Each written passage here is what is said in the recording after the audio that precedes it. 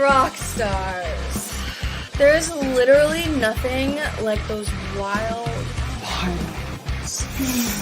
All I did was drink and party and go to rock concerts. So I got VIP access to a certain very hot rock star's room. This was getting a little intense for my liking. What's your problem? Okay. Look, bitch, I don't know who the fuck you think you are, but you're no better than the rest of us. Hey, come on, you gotta go. I'll call you. Hey, what would you say if I were to tell you that rock stars like Terry would pay for your attention and you would be a multi-millionaire because of it?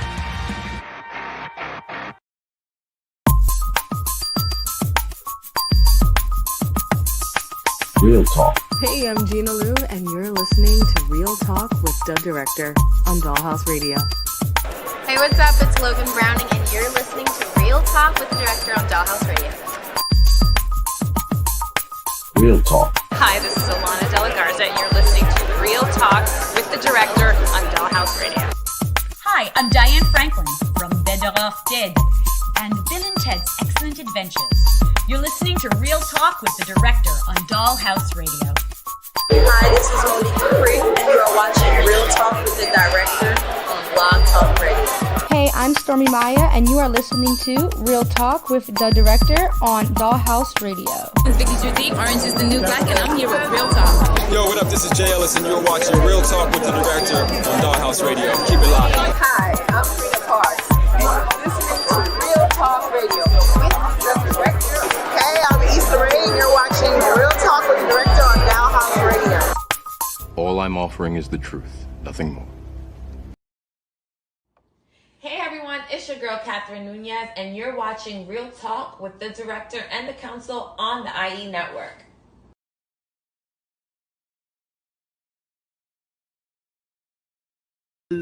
Yo, I do it again because I was muted. Yo, what up? We're back. What's going on? Real Talk. Welcome to another edition of Real Talk with the Director and the Jedi Council. I am the Director. We'll be with you for the next 120 minutes or so. And Real Talk is brought to you each and every Monday by B2S Media. We broadcast live via the World Wide Web on YouTube, the IE Network, via youtube.com. That's /IE Network TV. And, of course, the social network itself, Facebook, a.k.a. Meta. And Twitter. The soon-to-be, maybe, don't know. He might change his mind, owned by the Tesla guy, Twitter. But, well, I don't know. Anywho. We're back, man, after a little bit of a hiatus. We've been out doing what we do. Making movies, meeting people, making connects, things like that. And we're back, man. We appreciate y'all joining us back. We got a good show lined up. We'll be talking about, we got a new segment that we're going to start called He Got Next, She Got Next. It's like she/he got next. What I'm going to be doing in the future for this is we're going to be highlighting upcoming artists that are in the film and television field, that being in front of the camera and behind the camera. So whether it's in front or behind, we're going to highlight that artist. But this week what I'm doing is I'm taking what we're kind of doing is I made a list of Hollywood actors that are, you've seen, they've been in a few things, they've been in quite a few things, and they are, to me, my list of men and women. And right now I'm just doing people of color. I'm going to do another list even next week or maybe the week after. But I just wanted to focus this week on actors of color. All right. So what I'm doing is the he got next, she got next. These are the actors that I feel are going to take the reins, get the baton from the greats that we of our generation, the Denzels, the Jamie Foxxes, the Will Smiths, the Sam Jacksons, the Morgan Freemans of the world, right? That's like our generation. But now the new generation, these fellas will lead the new generation, probably long past we're gone. After we're gone, my generation might start dying off at that point.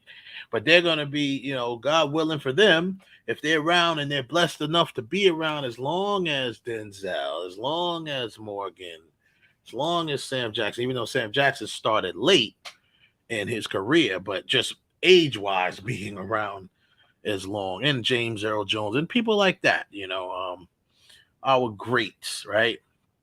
These guys and gals are going, as far as the women, they'll replace not replace, but take the baton from the Angela Bassett's of the world, the Holly Berrys, the Regina King, Viola Davis, these people. So that's the list I'm gonna go. We're gonna run down on in a little bit. Also, we have a special guest co-host. We're still on our search for a female co-host, and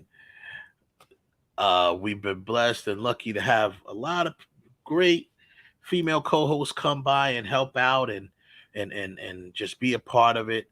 We're still on that search for that female Jedi Council person that can come and join us and share their knowledge of film and television and their love of film with our audience.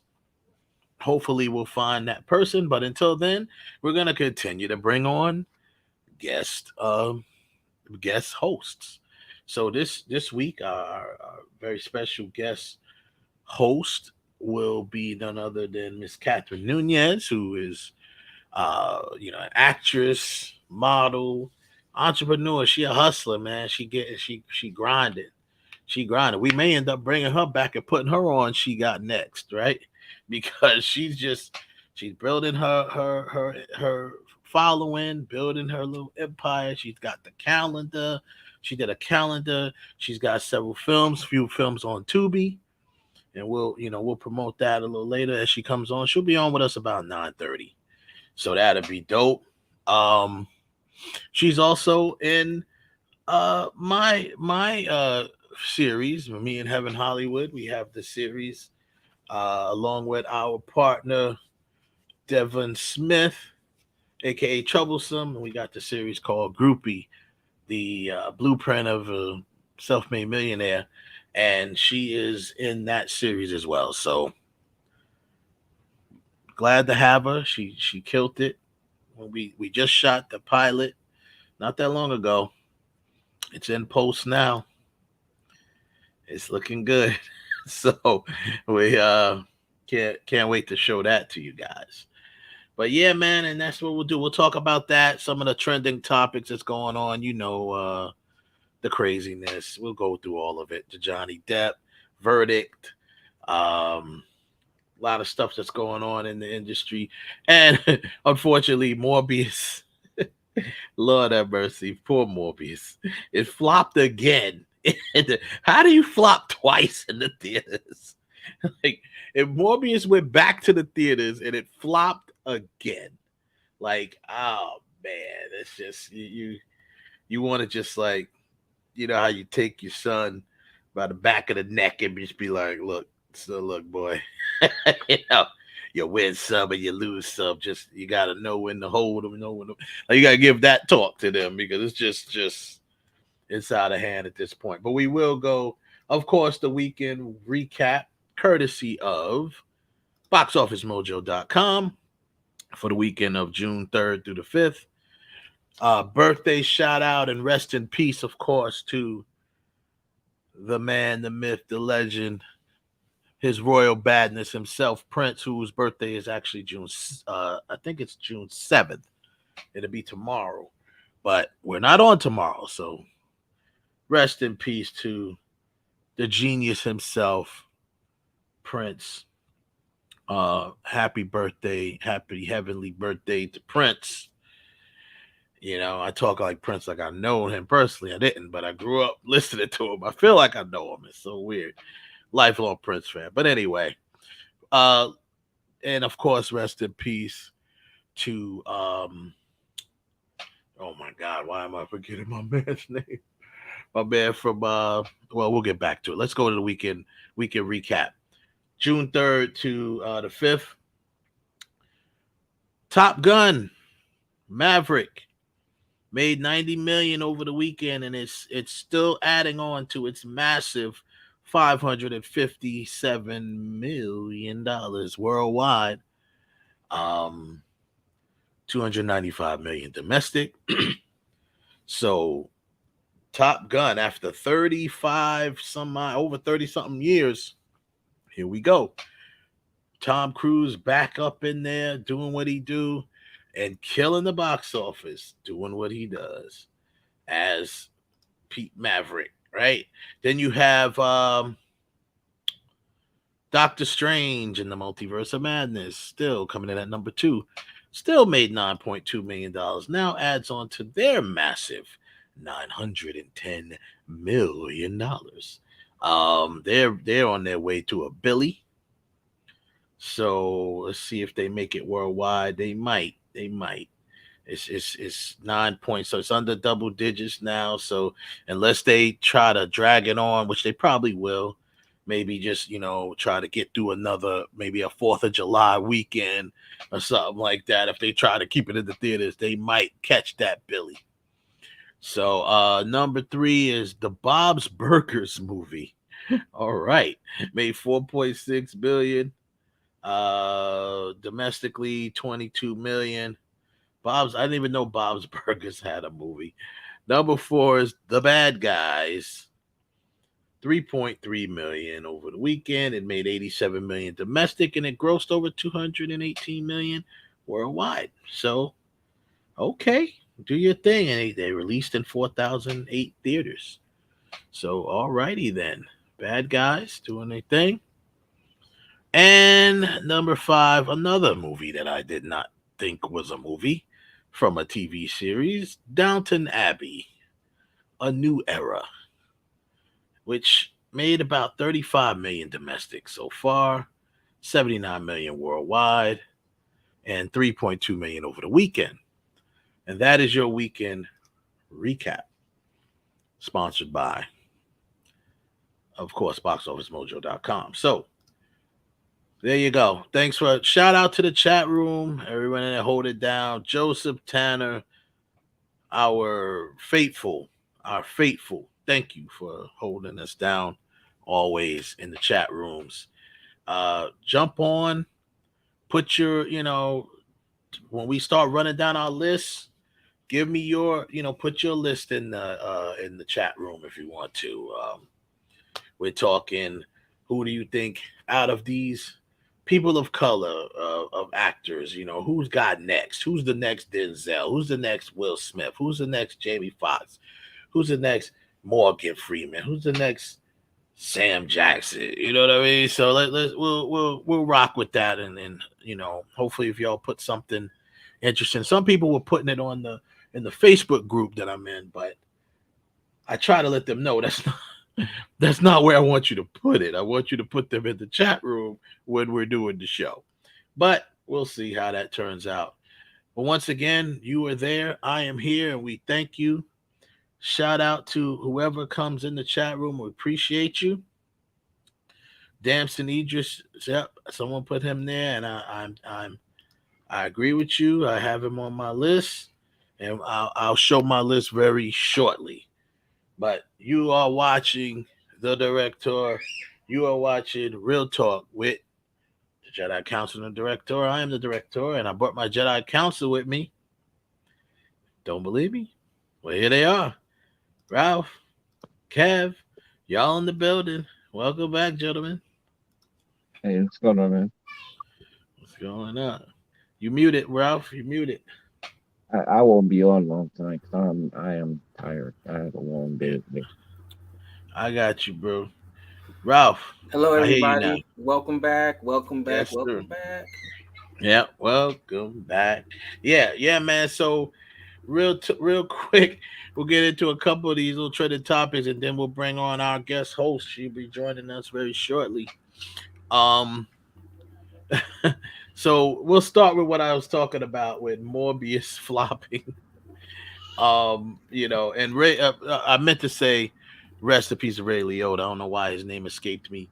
We didn't get a chance to. We haven't been on since he passed, and big rest in peace to Ray Liotta, man. I was watching some Ray Liotta films when I heard he passed. I was like, I got to break out unlawful entry. I got to break out. Of course, Goodfellas. I had to break out Copland. It's like a couple of films that, he's been in a lot of good films. One of the ones that I don't know why people think it's a movie called Something Wild when he's in it with Melanie Griffiths and Jeff Daniels, where he plays like a greaser boyfriend. He was really good. Yeah. And Wild Hogs. I love Wild Hogs. Yeah, Wild Hogs. Yeah. So that's Ray Liotta. And like I said, man, this is a day early, but I give it a happy heavenly birthday shout out to the man Prince. You know what I'm saying? Who, obviously the genius himself. You know what? It's something real quick. Something came across my timeline, and they're selling this purposed and re-enhanced Prince in the Revolution something another. I think it's like a concert remastered and all of this remastered, something like that. Okay, I was like, get that off my timeline. Everybody was mad at me. I'm like, look, get that off my timeline. I do not support the Prince estate. All right, Prince estate is made up of 6 members of people that he did not fuck with. All right. So guess what? I ain't putting nobody in their pockets. And you're not gonna repackage something that I already have and tell me that it's HD now and I'm supposed to think, just accept that. Because I know how audio works. I know how video works. If it's filmed in SD, guess what? You put it on HD and call it. You can do anything you want. It's still SD that's on HD. That's all it is. So it's not a big enhancement, And what I've been trying to find for years? What? Prince's Sign of the Times on Blu-ray. I can't find anybody that. I used to have it on VHS. I don't know if it's ever been put on Blu-ray because once again, I remember this was something that was filmed. That wasn't even filmed in HD. That was filmed probably in standard definition. So it's like, 480 lines of resolution. 480 lines of resolution is 480 lines of resolution. There's nothing you can do about that. You cannot automatically make it 720 or 1080. So guess what? It's still a SD. But I have the original videotape VHS version of I know. I got. See that. That's what happened to me. There was a lot of things that I had, and when Blu-ray came out, I was like, not DVD came out. I was like, I don't need the VHS tapes no more. Now, think about that. I saw a thing came across my timeline last week, right, about a site where you can auction off your original VHS tapes. There's actually a fool out there that's willing to pay $15,000 for an original copy on VHS of Back to the Future. I was like, collectors. That's a whole market. If anybody has any of those, if you have anything by Disney on VHS in the original packaging, you are sitting on a gold mine. Yeah, that's that true. stuff is locked up in the Disney vault and ain't never coming back out. Yeah, you are literally sitting on a gold mine. If you got, I know we got some VHS stuff in here. Or maybe Imani's mom have it because my dad used to buy all of that stuff. I still got VHS stuff, man. I still got just a few things. Like I still got the Prince Sign of the Times. I got Purple Rain on VHS. I mean, I have these on DVD as well. I have Purple Rain on Blu-ray or something like that. I don't know, but there's a few other things I have, like original things on. There was like a Michael Jackson thing too, because this is stuff that my mother had. My mother would keep. Yeah, Moonwalker. That's what it was. My mother would keep these things. She had like stacks to the ceiling of VHS tapes, and she would keep these things. She had Moonwalker, the original joint. It's crazy, and I have all that stuff. When she passed away, I just collected all of it from her. But yeah, so the bottom line is that, you know, I got this person going back and forth with me on the timeline. First of all, it's my opinion. I do not want, you could, if you want to go and support the Prince estate, that's on you. Have at it. I'm not doing that. That's just not what I don't want to do that. I don't even, as much as a Prince fan, I'm a lifelong Prince fan. I've grown, all I've ever known from growing up was Prince. You know what I'm saying? One of the first songs I ever learned to play drums to was a Prince song. You know what I'm saying? And it was 1999. You know what I'm saying? So it's like, it's one of the first songs that I like regular songs I put on the record. I had got my drum set and I start playing drums. And I'm like, all right, cool. You know, so I'm always a lifelong Prince fan. And I won't even go to his house. You know, they got the house as a museum, Paisley Park. As much as I would love to, I'm not doing it. I refuse to do it. Because you know why? Because I can't do it. Because I know Prince would not have wanted that. He would never have put his home up as a museum for people to walk through. Maybe a portion of it, like he had a portion that was a club and stuff like that. Maybe he'd make a portion of that compound where people can come through if he ever lived long enough and he said he wanted to make it like that. But he would never open up his private part of his home, his vault and all sorts of stuff for people to just walk through and see. And that's just them making money off of his death. And I'm not with it. Sorry. Can't do I feel it. like they're going to the White House. Like, you can go to the White House, but you ain't going to go see the president. Like, fuck out. Well, I mean, I get it, but the whole thing is that's something that's been going on before all of these presidents, that we even know ever in our lifetime. But we know if you're a Prince fan, you know that he did not want. He would have never let that happen. I mean, like I said, this estate just does everything opposite of what he wanted. They sold his masters back to the industry after he spent half his career fighting for him to get him back.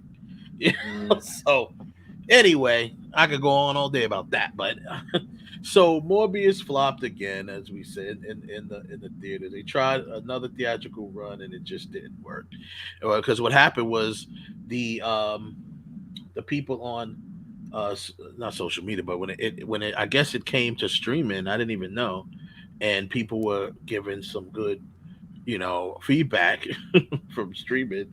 And the movie is actually really good. I don't understand why it didn't do bad. Well, I mean, I definitely didn't think it was really good. I didn't think it was terrible, but it wasn't. It was a lot. It was some plot holes in there. It could have been written better. I think they scrambled when things got changed back, because remember, it was supposed to have been released like after Spider-Man and all this, or something like that. But it was like some things that happened and changed. But either way, flopped again for a second time. But it is what it is. And like nobody you said, cares. Honestly, I think they should give it to Marvel and let Marvel run with it, because that could that could be with anything, basically. Marvel. So, because Blade is Morbius is a part of the whole Blade universe, for lack of a better phrase. That's cool. He was a part of Midnight Sun at one point. So It would have been dope. And Jared Leto did really good as Morbius, and the makeup and everything they did for him was that portion of it was fine. He did fine in his performance. I think it was really just the way the writing came, because even the director himself had some reservations and kind of like found himself not apologizing, but making excuses for certain things in the plot holes and stuff like that. Even you could tell he's not satisfied with what was put out. He's probably going to be calling for a director's cut. Nobody wanted to see it. That's the bottom line. Nobody wanted to see it. That's really it. Well, it's not just that. It's just the fact that even the people that saw it just really didn't like it because it had problems. It had problems. Well, not just that, but really the main thing is that it got released way late. That movie kept getting pushed back and pushed back and pushed back. So by the time it got released, it was like it's like almost that happened with it's almost like the same effect that happened with Black Widow's movie. Like that movie should have went through the roof, but because of the delays, it kept it just ruined it. Like people just didn't want to. It lost its momentum. Is basically what I'm trying to say.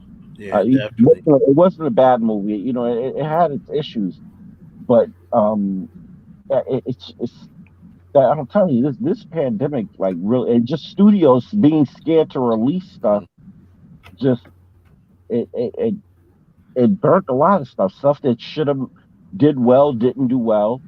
Yeah, and stuff that surprisingly nobody thought was going to do well did well. So yeah, I mean it did, but stopping Tom Cruise. The cruise missile is back, and it's back. Yeah, the cruise missile did his thing, man. He's going hard. They are doing it, man. I'm like, okay, you love to see that after all these years. I am mad. Huh?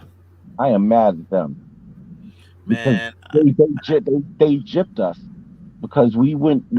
Anybody who saw it, whoever saw the advanced screening was supposed to get. They were supposed to be a sneak peek into the new Mission Impossible movie. They were supposed to be, and they had it shown on, like, they had this whole big opening, and it was like, stay after the film for, and we all sitting in the movie theater like, okay, where's Mission Impossible? You got hoodwinked. They got hoodwinked. Yeah, that's crazy. But that was the trailer they showed at the beginning of the movie. I was like, that's what it was at the beginning of the movie. It was like that 2-minute trailer. We thought it was going to be at the beginning. Quick little joint. Yeah. They should have told the more in depth joint. They gave you the little quick joint, but it's all good. I mean, the Maverick. I'm happy that did that, because you know what? That's one of my favorite films of all time. Is Top Gun. I mean, it's one of those. It's what I call a guy flick. You know what I'm saying? Yeah. It's a man flick. Top Gun. Flick. It's not just a man flick. It's everybody. No, it's a man flick. The Top Gun, the original one. Come on, oh yeah, that's the old. That movie is the ultimate military recruiter. That's what that movie was. You wasn't nothing else that said. My ass talking about when I saw that movie. I'm like, yeah. I was my baby. I forgot. I didn't notice that I was afraid of heights at that point. But I was like, yeah, I think I can be a fighter, a jet fighter. So I'm like, nah, man. I thoroughly enjoyed it, and I was actually surprised because it had been such a long gap. Long gap, and usually that is a bad move. Usually that hurts. That hurts the movie. But I think there's a group of people that really wanted a film like this back out in the theaters. Well, listen. Let's keep it a buck. They didn't do anything new here. I mean, and the movie was great. I'm not, they didn't do nothing new. That's why people watched it. no. They The only try thing to that's reinvent the wheel. new about it is the plane and some of the new cast members. But they took the same formula from the first movie and just reapplied it to this, which is cool. Yeah, They that's cool. didn't mess with the formula. Yeah, they didn't mess with the formula, and they put a little more story in there. You brought in Goose's son, which my man yo, that dude, like Miles Teller. Miles, I like Miles, man. He's a good actor. He's on a show right now called The Offer. Check that show out. It's about the making of The Godfather. It's a great show. We'll get back to that, and we'll get to the topics as well. We're gonna bring on our guest co-host for the night. We gotta talk about Kenobi, man. We will. That was some shit I saw. I was like, whoa. Had me stand up 5 o'clock in the morning to see it. I was like, okay. So our next guest is about to come on. She's an actress. She's a model. She's an entrepreneur. She's doing her thing, man. We're gonna show a little bit of her reel and then bring her on and kick it with her. So hold on a second. Let's get it. What do you mean by change? I mean, we need to do whatever it takes to get these loans approved. Oh, so you want us to do some illegal shit, like commit fraud? Don't think about it like that. All we're doing is helping others and helping ourselves. Wait a minute. Forgery is not in my job description? But getting loans approved is. So you telling me you're not willing to be a team player? What you're asking me to do is not in the best interest of the team. Angelina, listen. No, you listen. I'm not going to jail for you or for anybody, especially the higher-ups. Angelina, think about what you're saying. You're our best worker here. Oh, I've thought about it, Mr. Roberts. And honestly, this conversation is over. I quit. And if you want me to be quiet about this, I suggest you pay me a really nice severance fee as well as my unemployment. Well, you don't have to thank me. You earned it. You deserve to be here, baby girl. I love you. I love you too. Now, you sure you're going to be okay? Yeah, I'll be fine. I'll be fine. And you're going to call me if you need anything? Yes, Mom, I'll call you. Okay. All right. Come on, let's walk you out. You know how to use that? What you think? Just asking, my love. Thank you. A brick? But I need you to stretch that shit out for real this time, because my money's tight and this recession shit is fucking up my heart. I'm so sorry. I don't see somebody help me! Oh my God, I'm so sorry! Somebody come help me! Wait to see I'm so sorry. Put your hands up and don't say a goddamn thing. Bitch, what the fuck? Go to the back. Come on, let's go.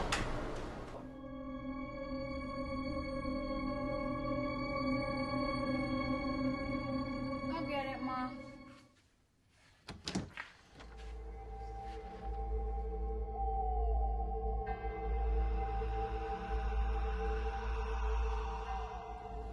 May I help you?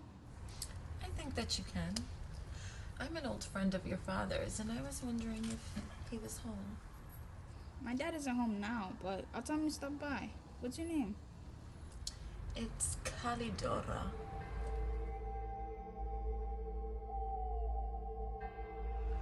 How about you invite us in? Okay. Come in.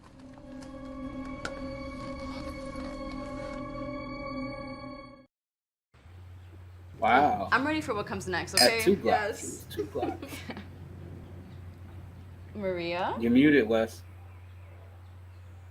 I want to be. Well, I'm still showing stuff. All of my decisions are motivated by family. I moved around a lot, tried many different things, took many different paths. I really thought porn was the way to go. I even tried stripping for a while, but I got tired of cheap motherfuckers wanting more from a lap dance than a motherfucking lap dance. I couldn't resist the opportunity, so here I am. Alrighty then, there she goes, and let's welcome to our panel, to the council, Miss Katherine Nunez. Hello. What's going on? Hi. What's up, girl? Thank you for having joining us. Yeah. Thanks for joining us, man. It's you know, we do, man. It's as you saw, a little surprise there at the end. It. Yes. But that was a clip, a very, very small clip from the new series Groupie, the Blueprint of a Self-Made Millionaire, and starring yourself as as Maria, the corporate groupie. And yeah, man. So that's cool. I thought I'd save that as a little surprise for you. It was a nice surprise. Thank you so much. I loved it. Yeah. I hope my fans like it too. Because apparently a few people are tuned in. I don't know. They were like, I'm tuning in. I was like, yeah, that's good. That's good. That's good. Everyone, welcome whoever's tuning in to see Katherine. She's here, and welcome to the show. Don't be shy. You can hit the like button, hit the subscribe button on if you're joining us on the I Network on YouTube. Subscribe to the channel and share this with your friends. Also, hit the chat room. Drop a note in the chat if you want to say something to Katherine. Say what up, whatever you want to say. Just don't say nothing reckless. I ain't gonna put it on air. But you want to say something, I'll air it for you. So, Katherine, man. First of all, how's everything going with you? We'll get that out the way. Everything's good. I'm happy to be here, happy to be doing what I love, and just having a platform to showcase my talent to people. I'm just happy, That's grateful. Good. That's good. It's always good to be happy. Real quick, the funny thing is just some of our viewers that's been with us, our day ones and stuff, they may remember we had you on once before. You were hosting a show, and we had you on with your co-host, and it was a while ago.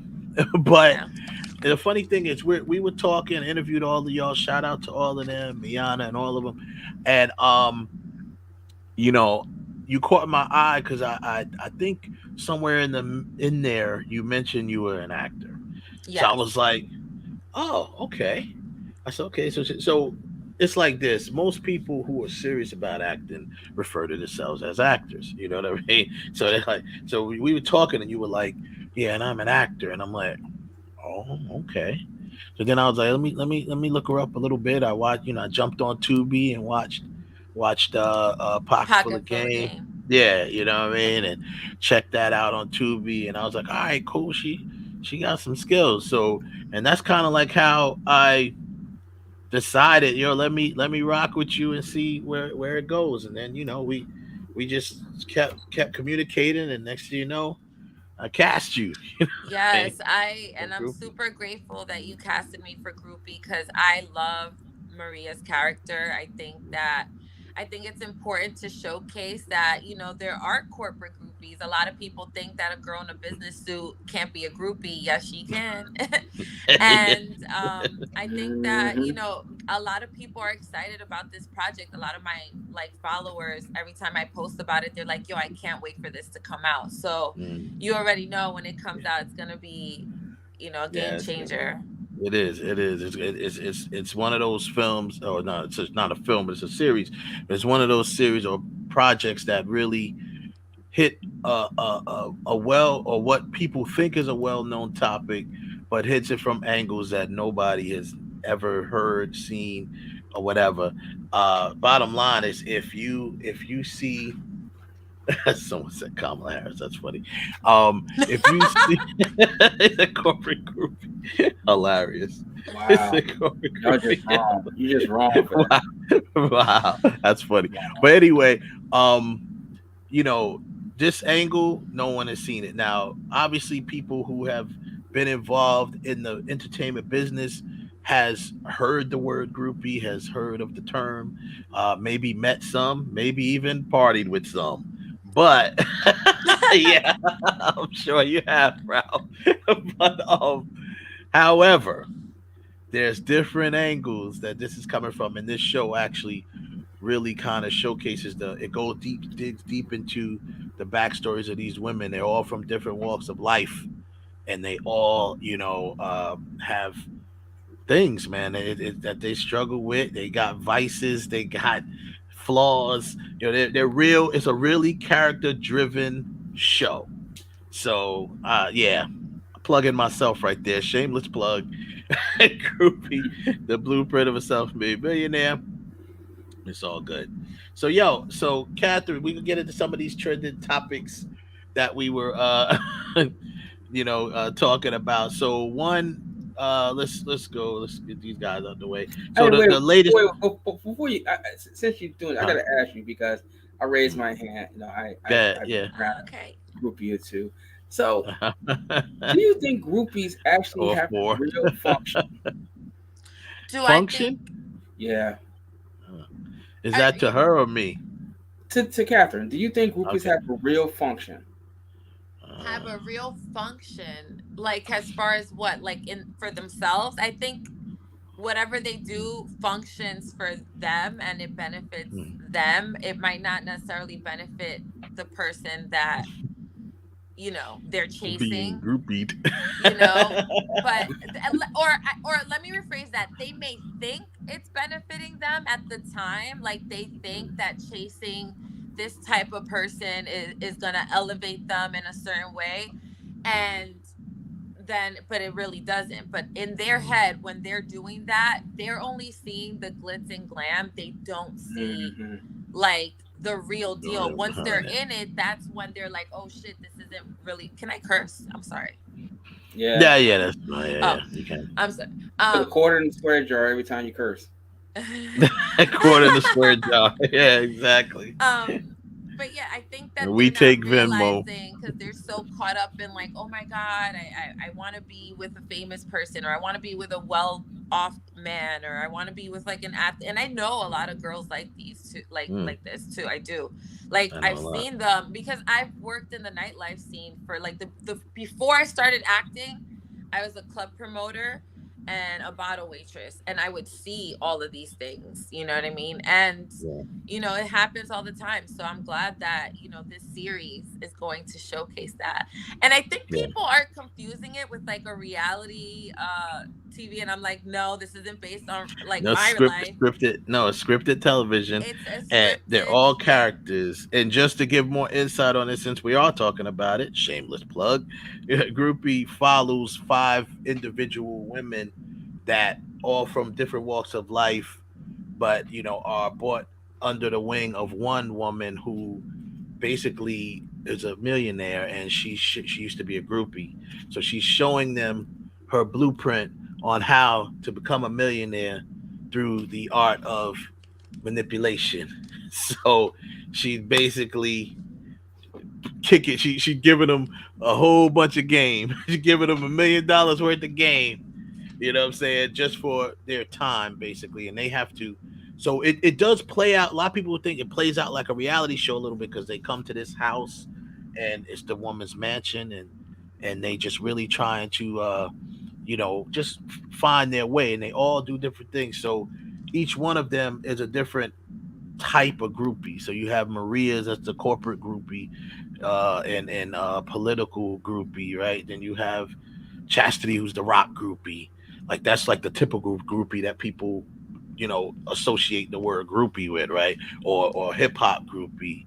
But the difference with this show is it's really character driven. It shows how these characters, it really shows these women transition from the type of lifestyle that they had, and really kind of showing them how to take control of their whole situation. So it's really it gets deeper than what you would think. And the word groupie has changed throughout the years, the real definition of it. Remember the traditional definition of a groupie was like, chilled with the band, hung out with the band. That's pretty much what a groupie was back then. Then it changed throughout the years. They went right. They did all the dirt work. Yeah, they actually used to work with the band. Like, they were kind of like the, for lack of a better phrase, they were like a PA. That is very true. I forgot the name of the film. I think it's Carrie Hilson. She's in it. Hold on. No, not Carrie Hilson. But yeah, it was. That's how it was. They were just, you know, like they were like, I'm with the out. band. They're like, I'm with the band. You know, they used to, and they really just wanted to chill and be with the band. Some of them did sleep with some of the band members. Some of them didn't. But the bottom line was, they didn't do it for money. That's for one thing. It was never money. It was for the experience. They were always in it for the experience. They weren't in it for the money, right? That's the true, like, traditional thing of groupie. But then you had some people who kind of went into it and added money to it and stuff like that. So you see all of those phases of the groupie, you know, name or persona. You see all of them in this show as every episode unfolds. You see the different ones. It gets crazy though. It gets real good. So anyway, yeah, let's get into the trending topics as it got. So right here, the most recent trending topic is, you know, Michael B. Jordan and Lori Harvey split. So, you know, it is what it is. You know, they're split, Bill. I saw it coming. Yeah, well, I mean, a lot of people. I don't know why I saw it coming. I don't know either, but here's the deal from what we're getting, and shout out to Heaven Hollywood, of course, my brother. You know, I get a lot of when it comes to anything that has to do with tea, I get it from him. You know what I mean? But according to reports that, you know, basically Michael B. Jordan was ready to go all in, and she is not. So the relationship is over. You know, he bought a crib and all this other stuff, and he was like, "Yo, we gonna be in this crib." Blah blah blah blah. Like, you know, you gotta remember, he is a little older than her. You know what I mean? He's a little more. He's definitely more financially secure and stuff like that. So he's at a point in his career where he can get a mate and be like, yo, you know, I want to get married or whatever, you know, I want to lock it down. And, you know, she's still trying to have fun, you know. She's gorgeous, and I want her, and a girl, you know, and a girl should have fun at that age. But you know, Michael, there's a lot of women out there that would want that house and to be your mate and cook and clean and do all that good stuff for you. Yeah, I'm sure there is. Wow. So he's, and that's funny because ironically, you know, we'll revisit the whole Michael B. Jordan thing because he's on my list when we get to the list of you know, who he got next. He's on my he got next list. So that that trending topic is pretty much cut and dry. They are now Splitsville, and that's that. Let's move on. Trending topic number 2. How soon do you think Nicki Minaj is going to break up with her husband to get Michael B. No, see, that's not going to happen. I don't think that's going to happen anytime soon because, I mean, she is kind of carrying him, but you know, that's the whole other thing. He's not a celebrity, though. You know what I mean? So the only way, obviously, the only way that'll mess up is if he messed it up. But Nicki Minaj, that's a whole nother story. Nicki likes gangsters. Nicki already threw it out there on stage. Nicki likes gangsters. She already threw it out there with him. Yeah. She threw what out? Threw what out there with him? That she wanted Michael B. Jordan. She threw it out. Oh yeah, well that was before she was married though. That was before she was married. She's married now. She's married to dude. Yo, so what you mean is her dropping? Nah, she ain't dropping him to go to Michael B. because she got a family with him now and all that stuff. But you know, the bottom line is, you know, Nicki Minaj, like she just said, likes gangster. She likes to feel safe. You know what I mean? She needs to feel safe. She's one of those women that need. Right, she's one of the women that needs to be safe, not only in the streets, not only at home, in the industry, because you know the industry attacks you. People attack you all the time. You know what I'm saying? So you need that thug dude that's gonna be like, yo, and get off her. You know what I mean? So, wouldn't Michael be that thug? I mean, no, he wouldn't do it. No, he can't. He's an actor. He's too busy working. And half the time they wouldn't even be together. He'd be off working somewhere, and she'd be off doing whatever. She happy where she at. She gonna, it is what it is. I don't really have no I have no opinion on the dude that she's with. I don't know him, but she happy where she at. So God bless her. But the so with Vivica Fox and Jada, so Vivica Fox comes through and she was actually subbing for the Wendy Williams show along with another gentleman, and they were, I guess, doing trending topics, and they talked about Jada Pinkett Smith when she finally addressed the whole Will Smith slapping Chris Rock. And yes, this is what I'm saying. For the people out there that was ridiculing me for bringing it to the show when we brought it to the show like a week or two later, it's over. Leave it alone. It's over. No, guess what? It's still going. It's still going because Jada went to she went on Red she Table brought it Talk. up. Yeah, she brought it up she again. Brought it back up. She and waited she has a every while. right to. She has every right to. She finally addressed it. She addressed it with however way she addressed it, and basically Vivica Fox kind of called her out on it and said, she even said, it's kind of hard to do this because I'm good with both of them. I'm friends with both of them. I did movies with both of them. You know what I'm saying? Obviously the movie she did with Will Smith changed her life, changed her career, but Set It Off was a great movie too that she did with Jada, and she just said, I felt like she was just genuine, and just kind of the way she came at it, there's no accountability here, taken. And I haven't heard, I'm not sure, I haven't any reports of Jada responding to that like directly, and she may not. Jada is gonna do, no matter what she does, most of the time she's gonna try to redirect it and bring it to the red table.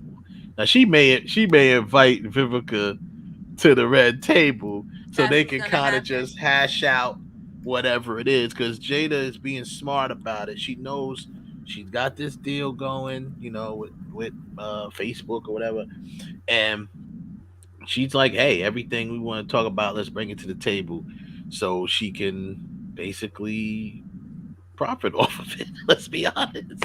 Right. And like the other host said, I feel like Jada, she was being very robotic, but because she is working with Facebook, she has to follow certain guidelines or whatever.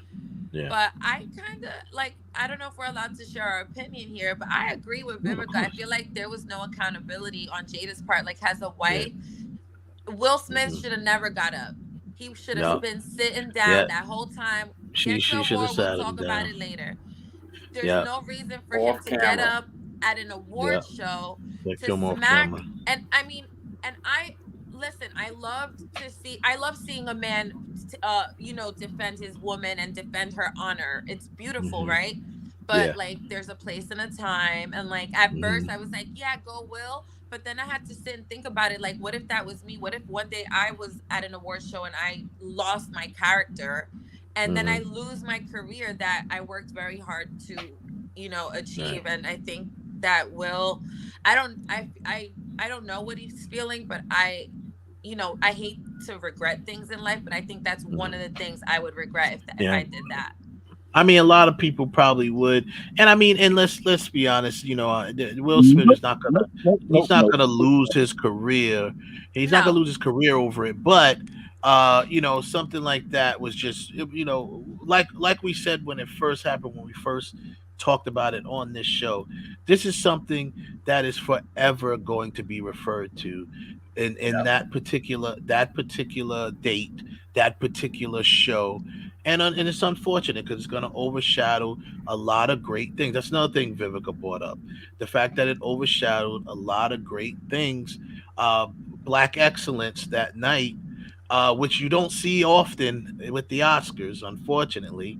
So it did kind of, it offset a lot of that stuff, overshadowed it. So it's not offset, but overshadowed a lot of that stuff that, accomplishments that were going on that night, including his own. Of course, we know that he won. But it overshadowed that and all of that stuff. So, Vivica addressed. But here's the thing. Vivica should have kept her mouth shut. That I agree with. She should have kept her mouth shut first and foremost. That was her talking about there's no accountability. The accountability was there. That was the whole purpose of the Red Table Talk was to discuss it and to talk about it and to go into detail about it. But that doesn't mean it's accountability just because you're discussing it. Accountability is taking responsibility. But also we don't know what's going on behind the scenes. Just because it's not supposed to be behind the scenes, it's a show. You're talking about it. So no. That's not the part I'm talking about. What I'm talking about is we don't fully know. And I didn't watch the show, so I can't really. And I don't watch Red Table Talk because it sometimes it just seems a little bit too toxic, staged and phony. Very, very toxic. But yeah, staged too. Both of those things. They talk about some good topics on there, and they do bring some good issues to the forefront. But sometimes it just seems it's a little too. I don't know. It doesn't seem genuine. It seems very disingenuous, but anyway, and I don't think I think Vivica just took her moment to take a shot. You could say that, but at the same time, they were doing trending topics, kind of like what we're doing now. She was getting paid to do that. Listen, yeah, she was doing what she was. Wendy would have said something. Yeah, she was doing what she was supposed to do. But I think the I don't know. It was just. I don't really. In my opinion, that's your opinion. I don't really think she was taking a shot at her. What's really? She's just telling because she didn't say nothing that she didn't say on that other show that she was on. She said the same thing on the other show, but when from the beginning of the incident, she didn't say nothing about Jada because there was really nothing to say about Jada. The only thing I think she did mention on that other show is like, hey, let's keep it a buck. How many times have you been out? Like if a man has been out with a woman, or a woman, you've been out with your man, and something may have went the wrong way, and you see your man about to spaz, and you calm him down. You know what I'm saying? It's like how many times? 9 times out of 10, you put that hand down and say, no, babe, it's all right. Don't do it. You know what I'm saying? Be bigger than this. He gonna listen 9 times out of 10. Yeah. So what the point was, Jada, where the accountability I believe that she's talking about is, Jada could have prevented that. She could have prevented that. She could have said, yo, chill. This is not the time or place. Get at him later or whatever. If she would have said that to him, he wouldn't have got up because he wasn't even going to get up at first because he was laughing. So But here's the thing, even with that one, it wasn't even worth an overreaction. It was a joke. The guy was a comedian. I'm going to say it forever. It's a different story if Chris Rock would have came in there and put his hand on Jada Pinkett. Then Will smacked her, or even just would have stayed on her. That might have been even a little bit. We're not gonna go back to that because that's out of that's out of here. But yeah, I agree with you there. But yeah, it is what it is. I'm looking forward to Jada probably inviting Vivica to the Red Table, and they'll probably hash it out there. This is a real. That's not what's going to happen. I'm gonna tell you exactly what's going to happen. Now, don't quote me. Vivica gonna get invited to Jada Pinkett's secret lesbian society world in LA, and they're gonna hash it out all right with some trap boys. They're gonna hash it out. That's the fantasy version. Yeah. No. Let me tell you something. Think it's gonna wear the strap? No, let me tell you something. Right, that rumor that Jada Pinkett and I didn't say it wasn't true. I just said that's the fantasy version. Lesbian society. I didn't say it and wasn't true, or bunch if it of black wasn't. actresses. I'm That's not where it's, confirming or denying it. I'm just saying that that's the fantasy version but that's of where it's what going to happen they're first. hashing Then out. it'll be Red Table Talk, and I Yeah. guarantee you, when if Vivica comes on to Red Table Talk, it's going to be a totally different mode than what she was the other day on Wendy Williams show. Probably. Watch. Probably so. We'll see how it happens. She not. So, She not. Ralph is 100% right. She not gonna come with that. I she ain't gonna come with the guarantee same you. energy. She's Not not that, gonna. not she that, ain't gonna because some of those Vivica Fox endorphins in her going to be released, and she's going to be like, so she's going to be in a much calmer, less emotional place. Watch. Yeah. Watch. Nah, but the bottom line is, I think regardless she comes on, they're gonna approach it different. Because I mean, the Red Table Talk anyway isn't an aggressive atmosphere. It's not meant to be that way. So she wouldn't come at her aggressive anyway, either way. So speaking of nonsense, one of the last trending topics, this whole DL Hughley versus Monique thing. Jesus Christ, man. Like, come on. Grow up, people. She wrong. Wrong. I know that, but I'm saying they posting contracts and then, first of all, It's I'm high school. Yeah, it's like, come on, dude. All right, here's the deal. First of all, DL Hughley posted a deal memo. That is a contract, people. Let's not forget. A deal memo is a contract. Hell, I sent a deal memo to you, Katherine. Dude, yes, you know what I'm saying? Yeah. That's what they are. They're contracts. So he posted his deal memo from the promoting company that did the thing, and Monique posted a contract that her company drew up. It was from her own company. She's like, oh, he only posted a deal memo. I posted a contract. But this contract is a contract from your company that you drew up. You could have did that on Microsoft Word. By your husband. But By your husband. Here's the whole. But see, here's the whole thing with this whole thing. Even if let's just say there was a miscommunication as far as who was supposed to be headlining. Right. The bottom line is, instead of them taking shots, this is where Monique is wrong. Monique is wrong because she shouldn't have broadcasted that in the manner which she did in the venue that she did. She did it right, and right before he had to come on, and he pointed that out too. She tried to sabotage and turn the audience against him before he had to follow her because he was the headliner, so he was closing the show. So she come on right before him and basically spent more than half of her set unloading her burdens to the audience instead of doing an actual set. How many eye rolls do you think were going on in the crowd when she was doing all of that? Man, Like, I watched that set, bro. I was like, yo, this is not funny at all. I'm like, this is not a set. I'm like, she didn't write this. She just up there talking. And I'm just like, this is not a comedy set. You know what I mean? So I'm just like, it was whack to me. It was just all whack all the way around. It wasn't funny. And on top of that, you know, she wasted a lot of her time trying to turn the audience against DL Hughley. Guess what?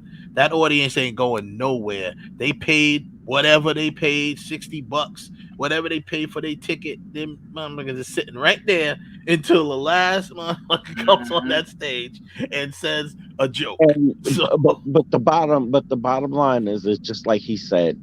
What was the order on the ticket? Exactly. And my whole thing is, this shouldn't have been a public thing. This should have been something, even if it became public, it should have been a thing that should have been discussed between whoever the promoter was, because her husband. It's her husband. No, he wasn't a promoter. He wasn't a promoter. He wasn't a promoter. He just manages her. Promoter. He is not the promoter of that show. I thought he was the promoter, but it sounds he's just her manager. Yeah, and that's it. And that's part of the problem. Her career, that Monique should be very far along in her career. But she, you know, after a while, just like one thing I agree with DL Hughley, after a while, you know, you got this person, that person, this person, you having trouble with everybody, after a while, the only common denominator is you. So, you got a problem with Oprah. You got a problem with Tyler. You got a problem with Lee Daniels. You got a problem with Steve Harvey. You got a problem with, now D.L. Hughley. Got a problem with Netflix. Problem with Netflix. The only common denominator is you. So at some point, you have to start looking in the mirror. Yeah, I mean, so Right. It's just that plain and simple. So I just wish they would, stop with the. I mean, I understand why DL did what he did, but it's lowering itself to her level to have to post something. But and as a fellow Hughleyan, I'm just gonna say, a fellow Hughley, yeah, right. That's your cousin. I was gonna ask if you guys were related. I was like, I don't want to touch this topic. He might be family. I don't want to even say what I think. He might come after me. He might be family. So tell your cousin to just ignore and rise above. Rise above, right? Can't we all get along? Wes, you know what we love to do. We all for the taking shots, and I was just about to say that the Hughleys are with the shits. I know this Hughley here. I've known him for over 20 years, and he with the shit. So. I feel like, D.L. Hughley, he would walk on stage, and he would walk with this, like, don't mess with me. Like, I'm about to crack on y'all. I tell you how he always, that's how you know he stayed petty. He only refers to Monique's husband as her daddy, because that's how she refers. Exactly. He always says, shot number one. This was drawn up by her and her daddy. And yep. It's terrible. Oh, God bless I was like, myself. he just keep the pettiness going. Keep the pettiness going. I mean, and polite and does it in a very polite way. Not calling him her pimp, but not really calling him her husband either. Right. He's daddy. He's like her daddy. He keeps saying it. Yeah, her and her daddy, because that's how she refers to. Listen, but I love funny. that. I love that shot across the bow with the precious that precious comment. Sealed it for me. Yeah. It was in the discussion when he said that. I was like, you know what? Precious was he said that was a biography. That wasn't. That wasn't she might still be in character. Maybe she's still in that character. You are. You did not say that. Yo, see, man, you really stop it. See, y'all, she's trying to say y'all with the shits. She's with the shit. She was still in character. She said she's still in character. But you know what's funny?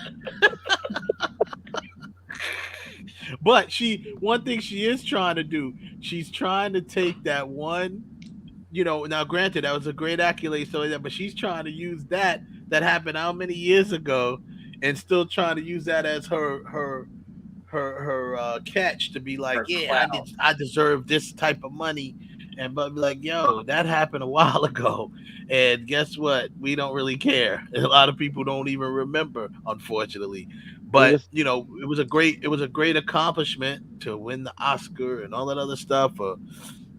Can we just can we just keep it a buck though?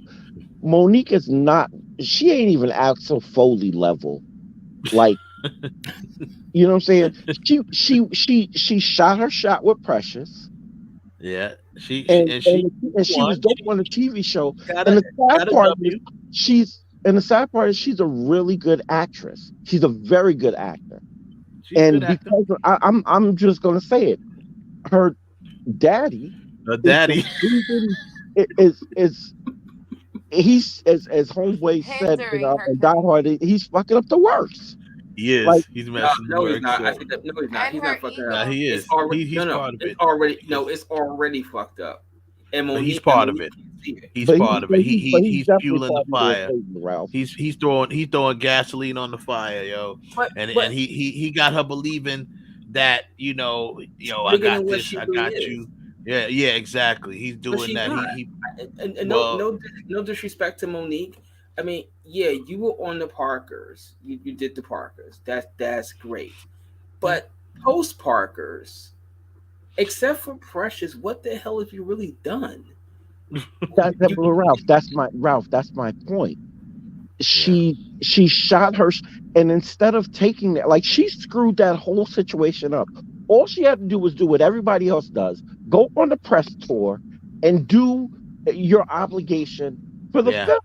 Ain't nobody asking you to go above and and that's what and I'm glad you brought that up, Kev, because as filmmakers, that's always part of your contract. You have to promote the project you're on.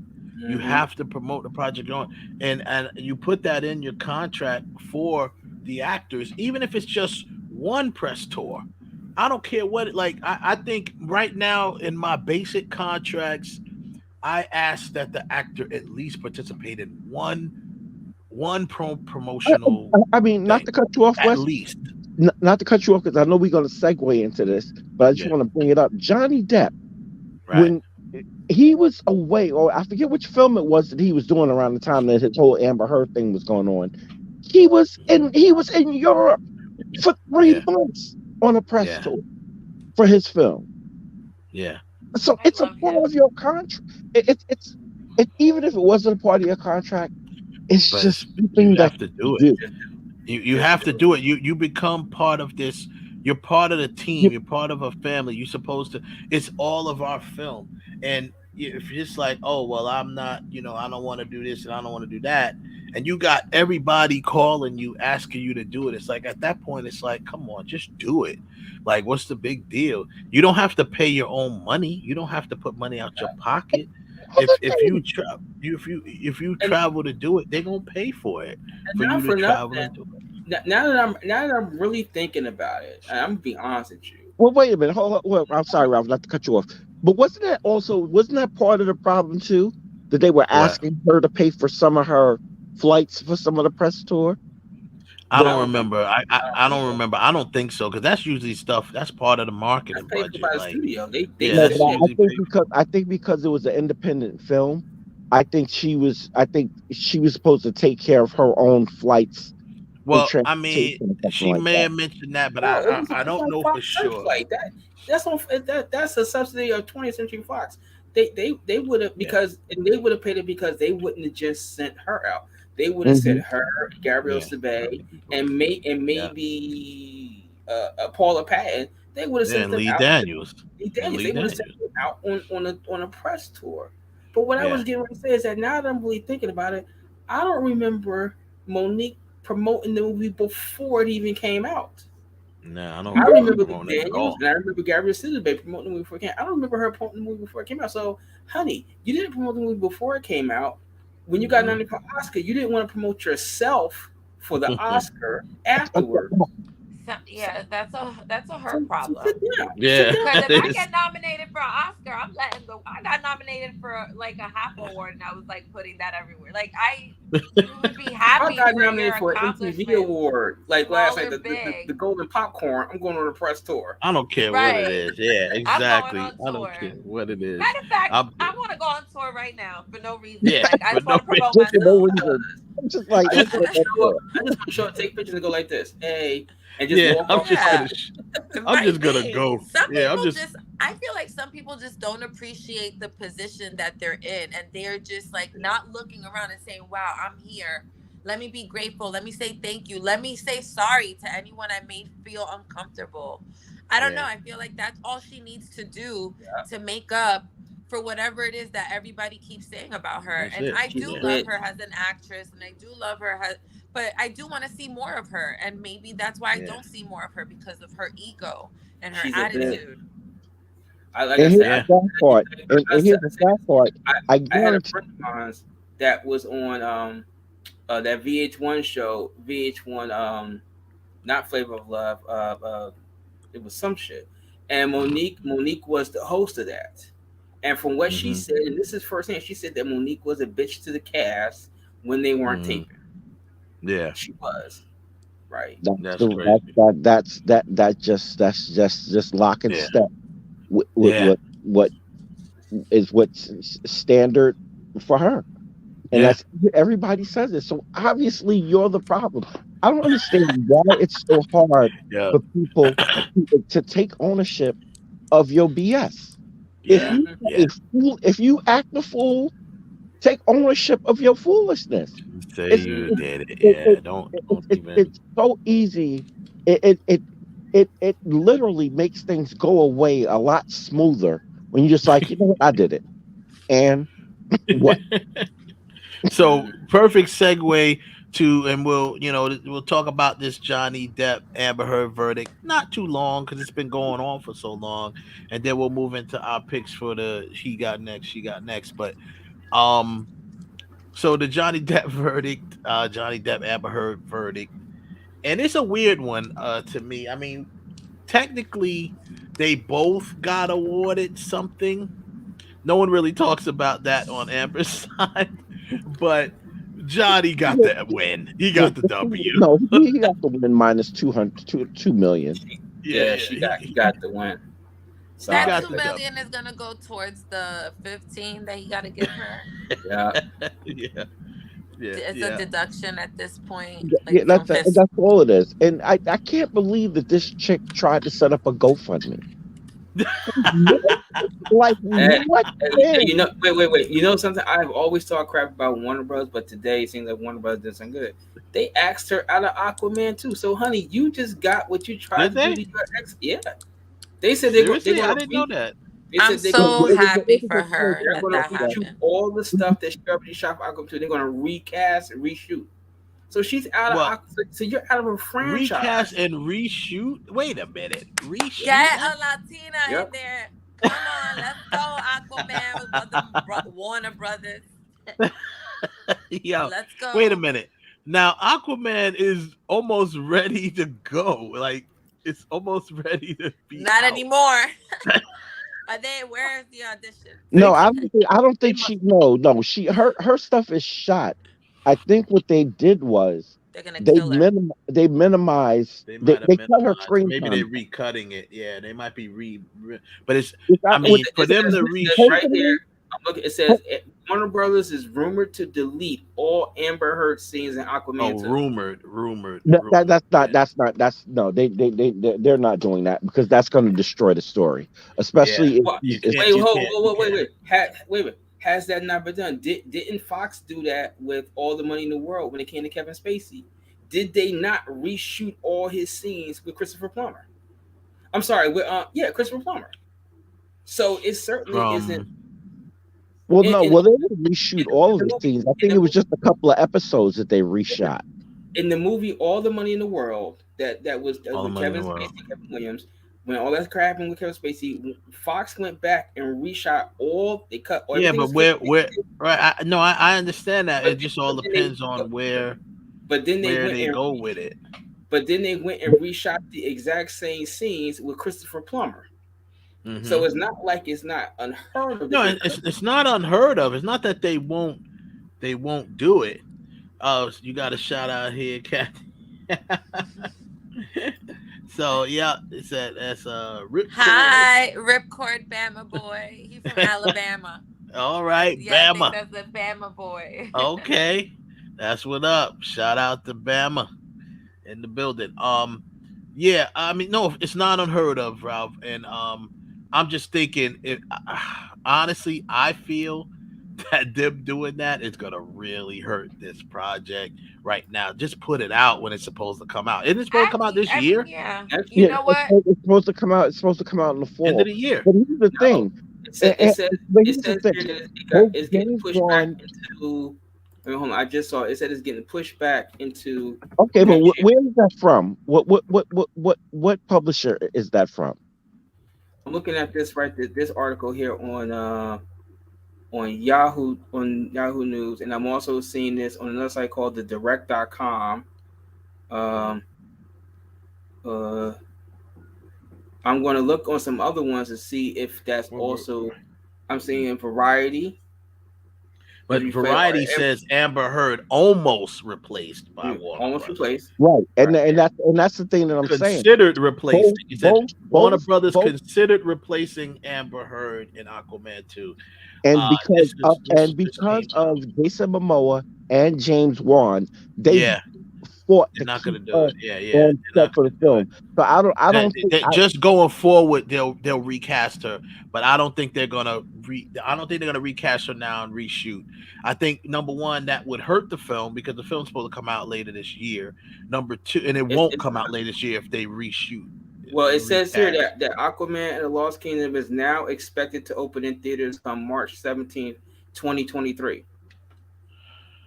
So it's a year away. So they probably could do it and still get it. I guess they could, but you gotta remember there's a lot of CGI that's gotta be done in that film, and that's a lot. The reshoot a film like that where it's wires and green screen and blue screen.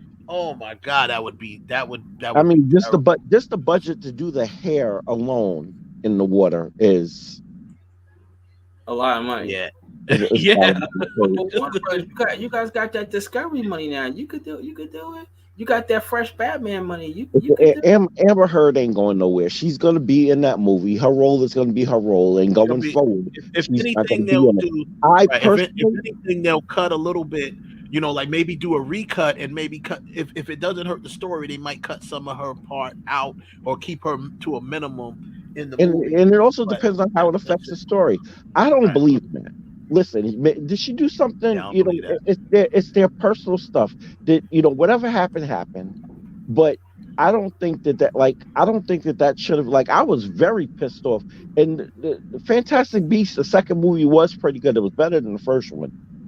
But I was and I loved the acting in it, was great.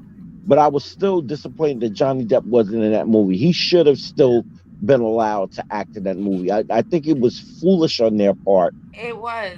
I agree. It was. They shouldn't have pulled him out. And I just think, to be honest with you, I think it's foolish. For the record, I think it's foolish altogether to let this stuff affect their personal stuff, affect their business. Yeah, I think that's foolish regardless. Now, I can see it's a little different with Kevin Spacey, who's allegedly, sexually assaulted people. He Me Tooing all over the place.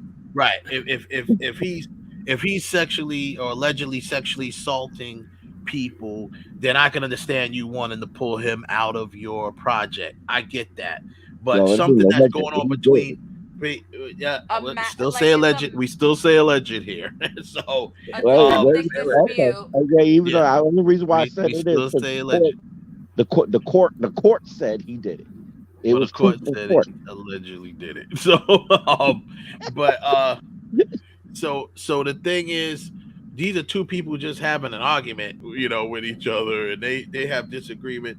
That should not affect either one of their careers, in my opinion. So, I mean, the fact that I can see you saying I'm going to recast her for the next film, but taking her out of this one and recasting her out of this one, to me, that's just stupid. And you're hurting your film, pushing it back more and more and more. How many times has Aquaman, especially with the pandemic, Aquaman and all these Warner Brother films, The Flash, all these films just keep getting pushed back, and people are just not caring anymore. You keep pushing it back, no one's gonna go see it. Listen, DC should just do absolutely nothing. Yeah, make cartoon movies and keep it moving. I mean, that's pretty much what they should do. But so, I mean, hey, big up Johnny Depp.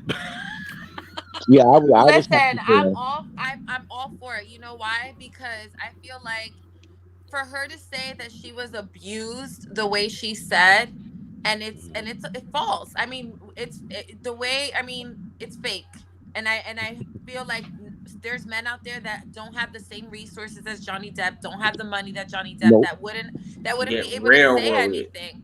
And I feel bad for those men because I have two boys, and God forbid some crazy little whatever tries to come and defame my son. It's on and popping. Like we're going to court. Listen, I can tell you firsthand. I was married to one, and I'm so sorry. I can tell you firsthand. The first thing, and this is why I was happy that his stuff was corroborated, not just by the police, but also by recordings and stuff. Recordings and experts and all types of stuff. Because the one thing the police said when they came to our house, it was like, ma'am, you hit him, we can arrest you. You're the one You're that are the aggressor. You're the aggressor. Right. and you're the aggressor. So get it together because we can cuff you up. And they asked me, they was like, "Sir, do you want your wife?" I was like, "No," because in my head I'm like, we got kids that gotta go to daycare. We got stuff that's gotta do, and I gotta be on a train in the morning. Yeah, y'all gotta live a normal life for the It- kids and Well, for yourself to have sanity. Exactly. So I was happy that he was at least vindicated. It's good that he got the money, but I think more so the vindication of, look, she was lying, and unfortunately, I don't understand why how it was proven here that she was lying, but overseas it wasn't proven. Like I don't. It's weird. Like that part I don't It's understand. a whole weird thing. I don't get that. It got real weird, but I mean, the bottom line is, I hope that this will, I want to mention just period on defamation case. Now let's for people who may or may not know, defamation cases are not easy to win. No. Number one, they're very hard. Actually, he's lost one in the past. He's lost several in the past, and But I just want to put this out there to some of you people out there, you reporters, you YouTubers, you bloggers.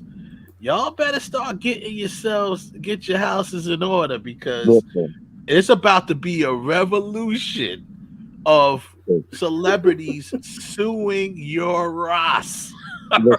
Listen. Cardi B already set it off. Cardi done set the bar. She's like, look, I got time this month. I'm gonna go in here. She got the funds. And she had the funds, and she had a hell of a lawyer. And both times, Johnny Depp's lawyer was on point too. So you get yourself a good lawyer, and I think what celebrities should start doing, if anyone watches this, what y'all should start doing is this: every time you get a check from a movie, whatever, put a little bit away for the I got time fund. We're gonna call it the I got time. I got time. I got time fund. I'm gonna take a little 10%. It's called the war chest. Yep, I'm gonna take a little 10%, and we're gonna put that in the I got time fund.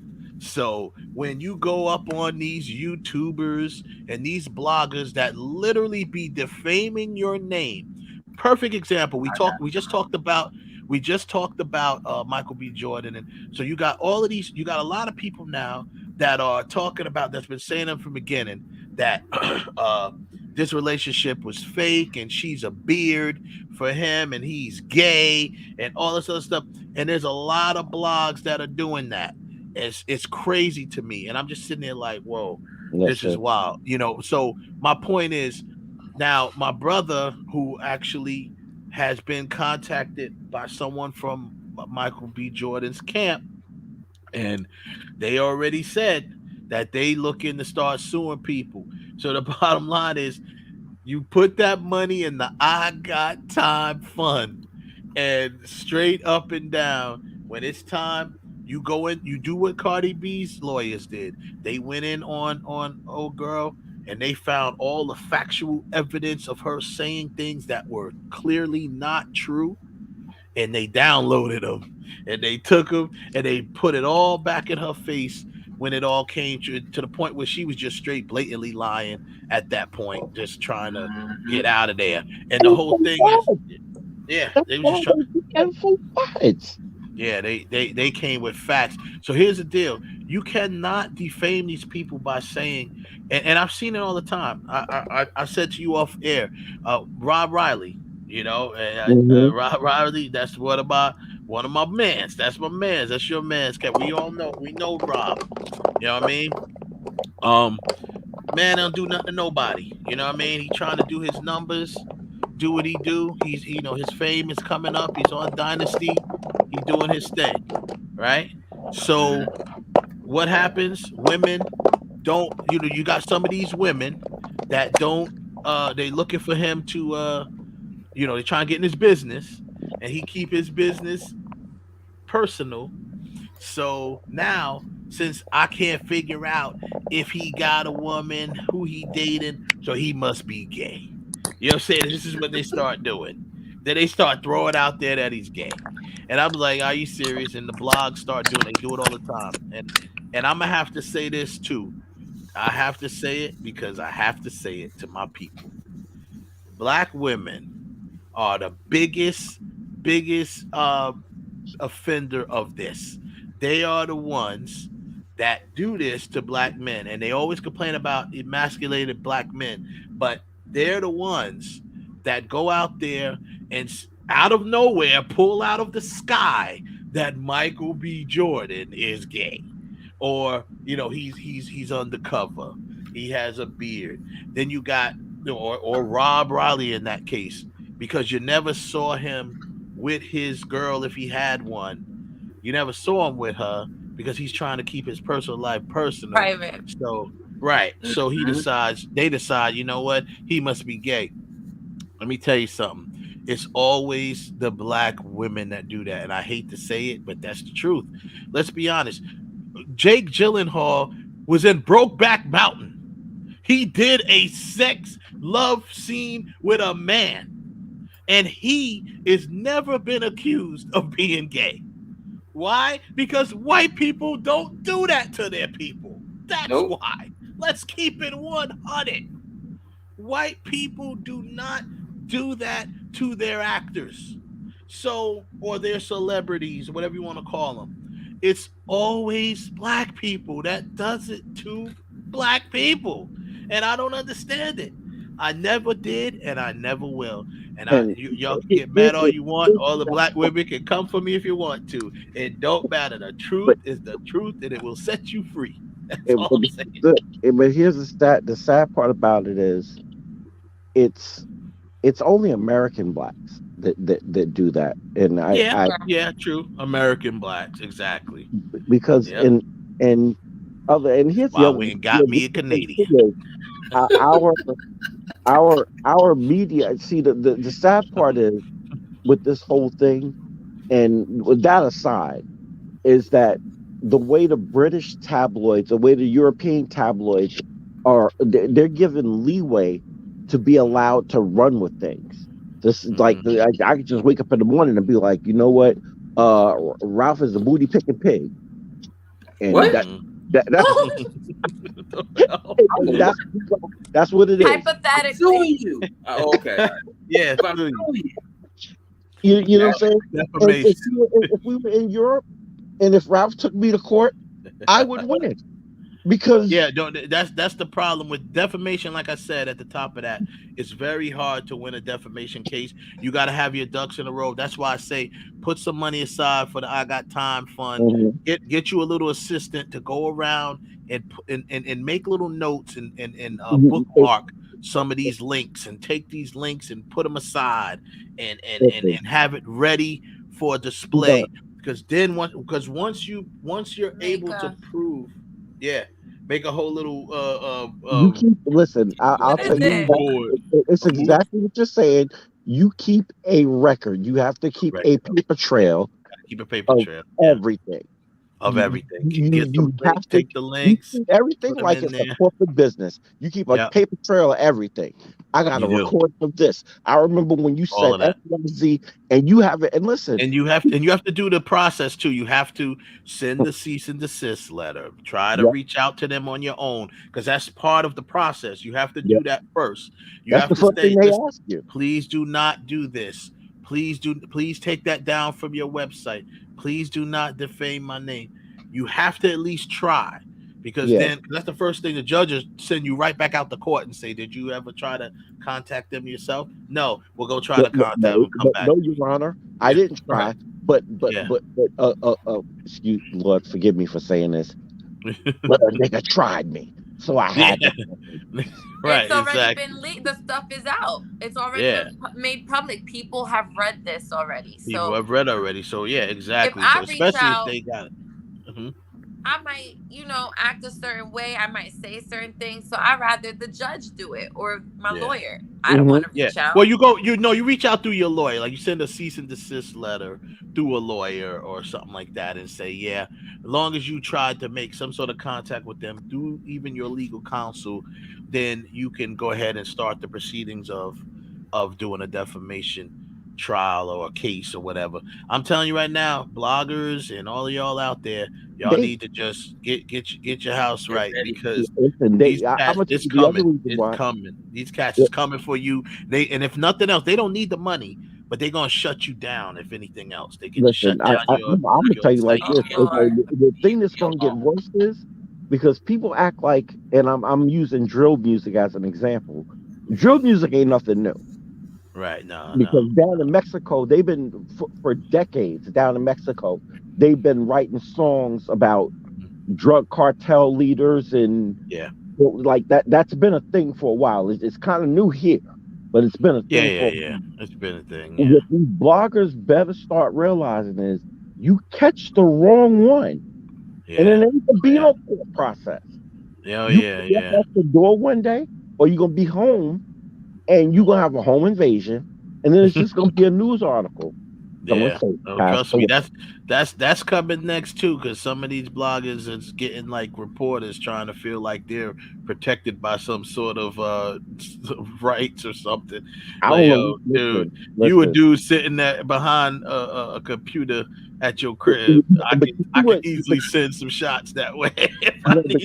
You see what some of them do though.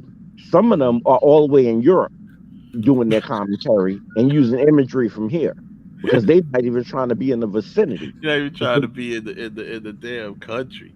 So anyway, so our topic, our main topic of the day is, so I explained at the top of the show, he got next, she got next. It's like a new segment we kind of doing, but this week I want to kind of use a few actors and actresses, or I call them all actors. You know what I mean? There's female actors, there's male actors, right?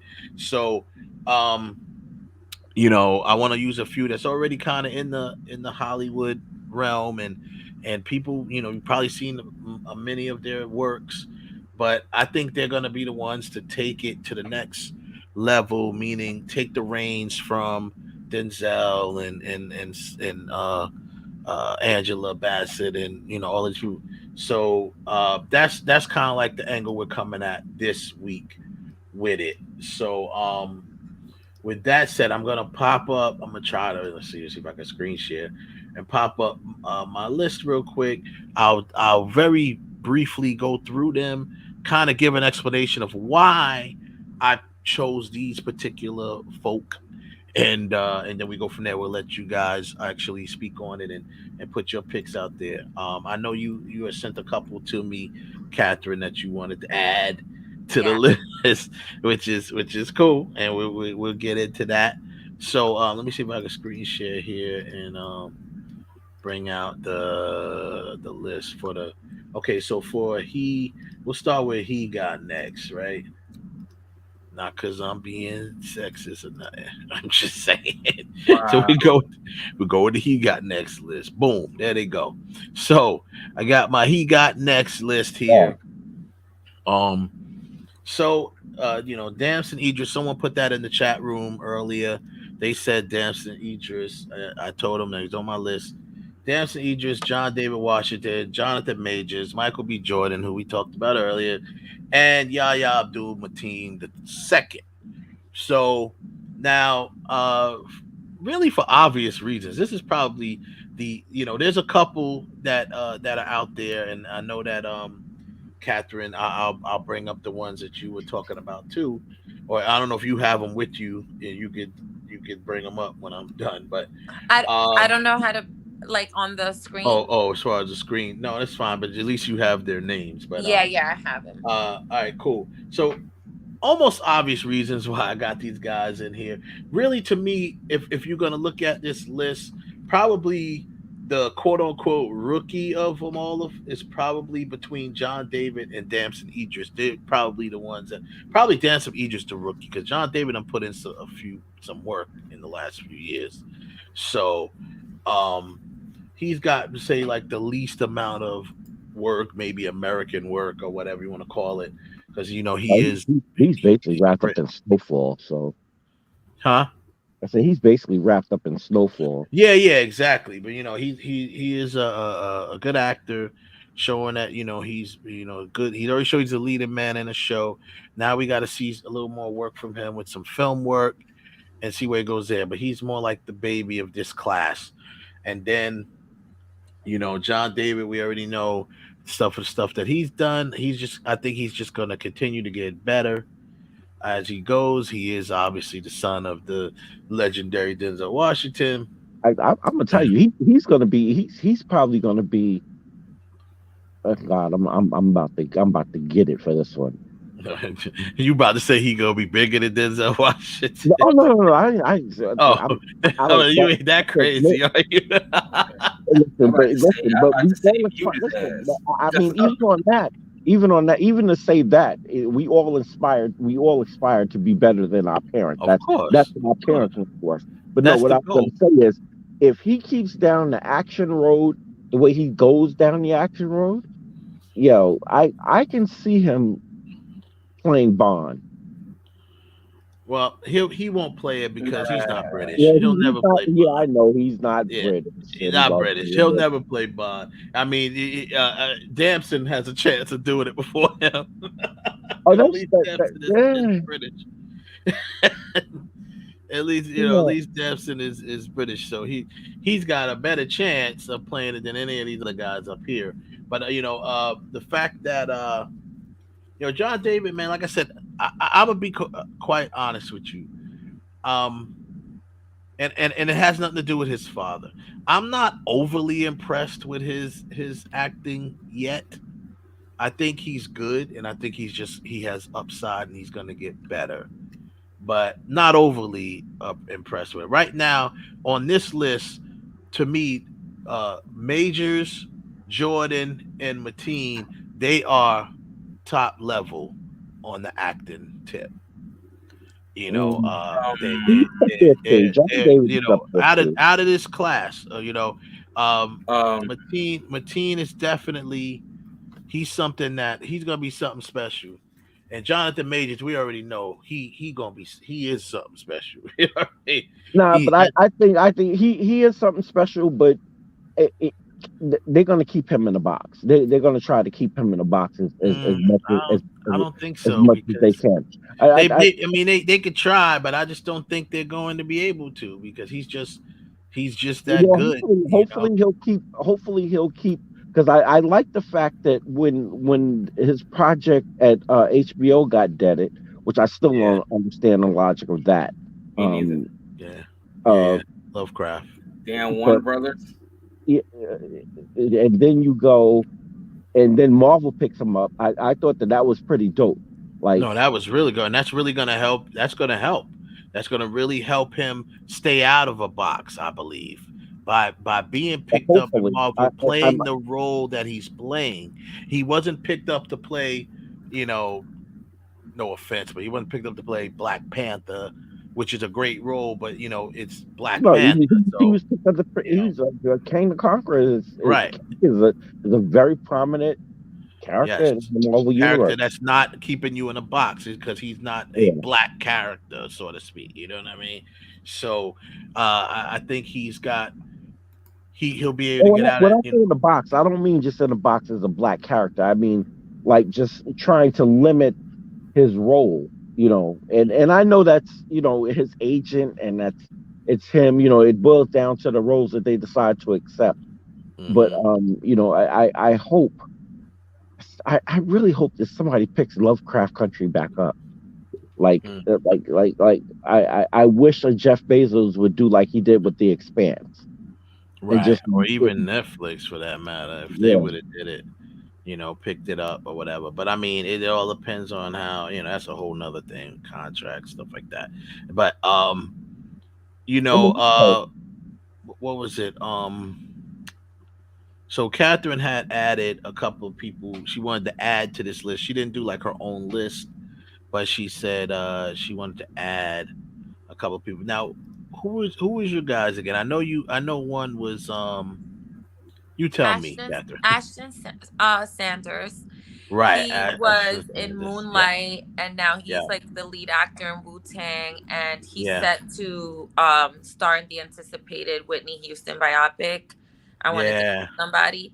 So I think I love him, and being that it's Pride Month, I think that he doesn't limit himself as an actor. I don't know if he's straight or gay or whatever, but the fact that he, kissed a man any straight man that is able to portray a gay man in a film, I have a lot of respect for, because it takes a lot. I think men come from like a very, strong ego, this macho man mentality. So if you're a straight man, you're a straight man, and you like what you like. So to be an actor, sometimes you have to like sacrifice that side of you. And I think that he did, he's just a great all around artist, and I'm excited to see him in more stuff. And I would like to see him win awards and Oscars and all that. And my second male was J. Alphonse Nicholson. He's in P-Valley, the series, which is on Stars. That's my oh my God. That show is every goddamn thing. Oh, I love that show. And I love him in it because he's following his social media, he's more like a musician. He's an artist, all around artist, but when he gets into his role, I mean, he does an amazing job. This character is a gay rapper. And it's like a sacrifice that you make as an actor. You're giving up, something to just tell a story, and he does it very well. But you know what it is, Catherine, too? It's more so now the times that we live in now.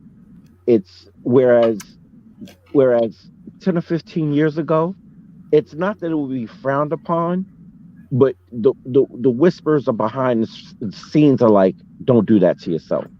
Right. You're gonna ruin your career.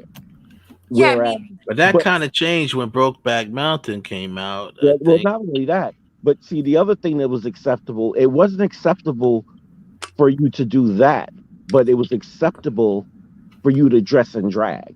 But I think that was just some freaky Hollywood stuff. They just wanted to see certain dresses, because that's why Dave Chappelle was like, "Negro, no, I'm not doing that. You're bugging."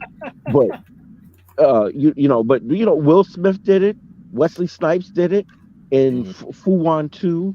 Lawrence. Will Smith in Wild Wild West. He did drag.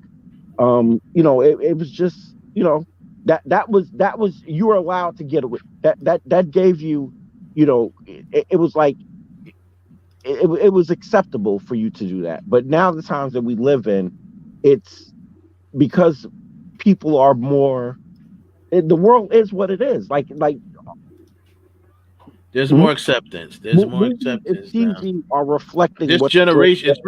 It's really. I really recognize it from this generation. To be honest with you, this generation is more acceptance. It's now that TV and movies are.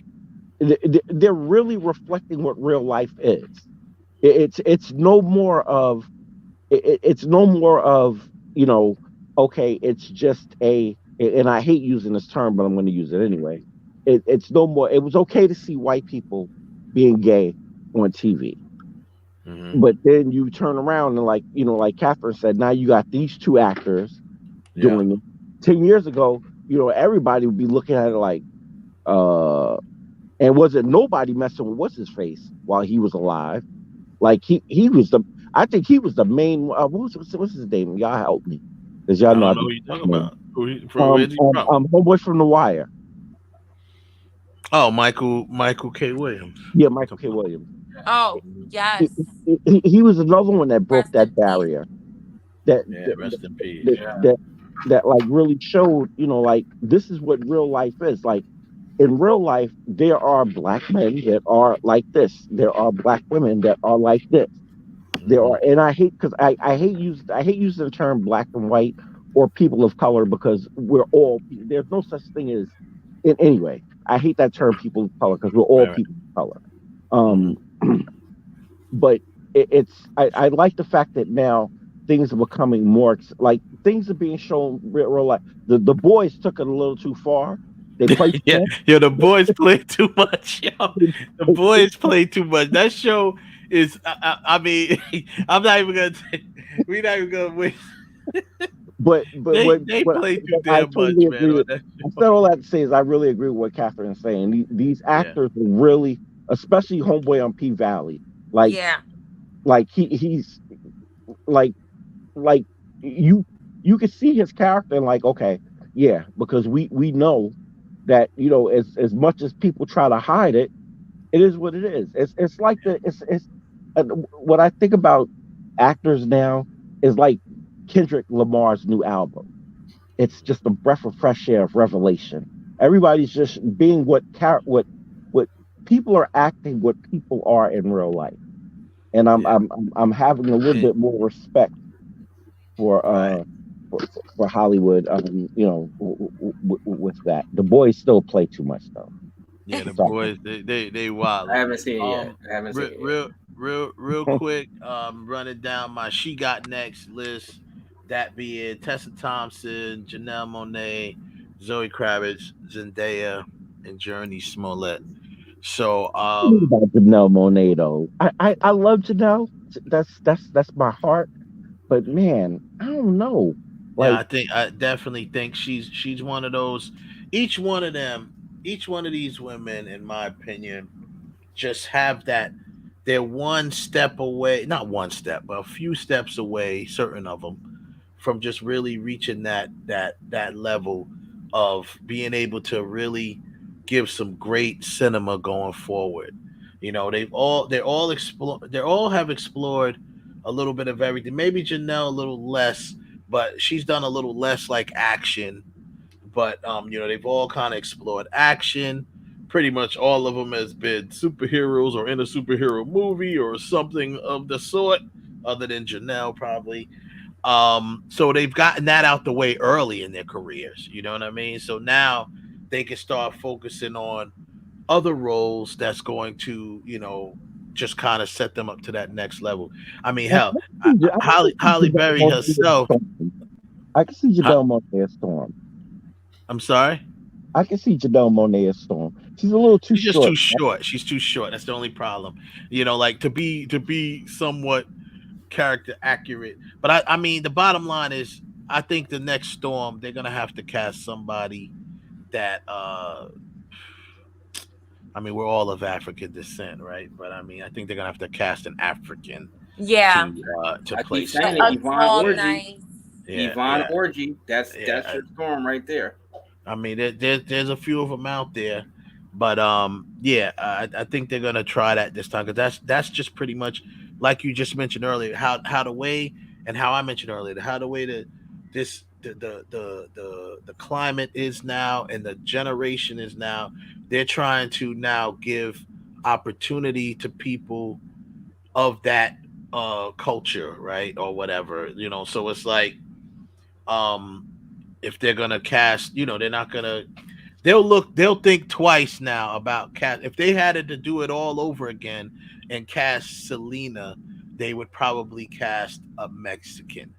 You see what I'm saying? As opposed to, you know, anything else, right? So, and this is not knocking the performances of the last. It's not knocking performance of the people who did it. I'm just saying that's just the way casting is going now. I mean, hell, you got animated shows that you don't even know who is doing the voices, but now they're casting, you know, black people to play to voice black characters. You see what I'm saying? They're casting, you know, Asian actors to voice Asian characters. So and now we're on this point, and I'm not trying to sidetrack, but I'm still sticking up for Scarlett Johansson and all of the backlash that she got for playing her character in Ghost in the Shell. Ghost in the Shell. Oh yeah, because of the Asian thing, right? Yeah. But see, that's the whole thing. That character, her ghost was Asian. That's what her mind was. but the android body that they put her in was drawn European. If you go back and look at the anime, if you look at anime, what he did was was anime accurate. Even later on down the line, they still showed her mother and her as being Japanese. So you know, I hate the fact that Scarlett Johansson got so much flack for that. And really, they really did a good job with that movie. I don't care what nobody says.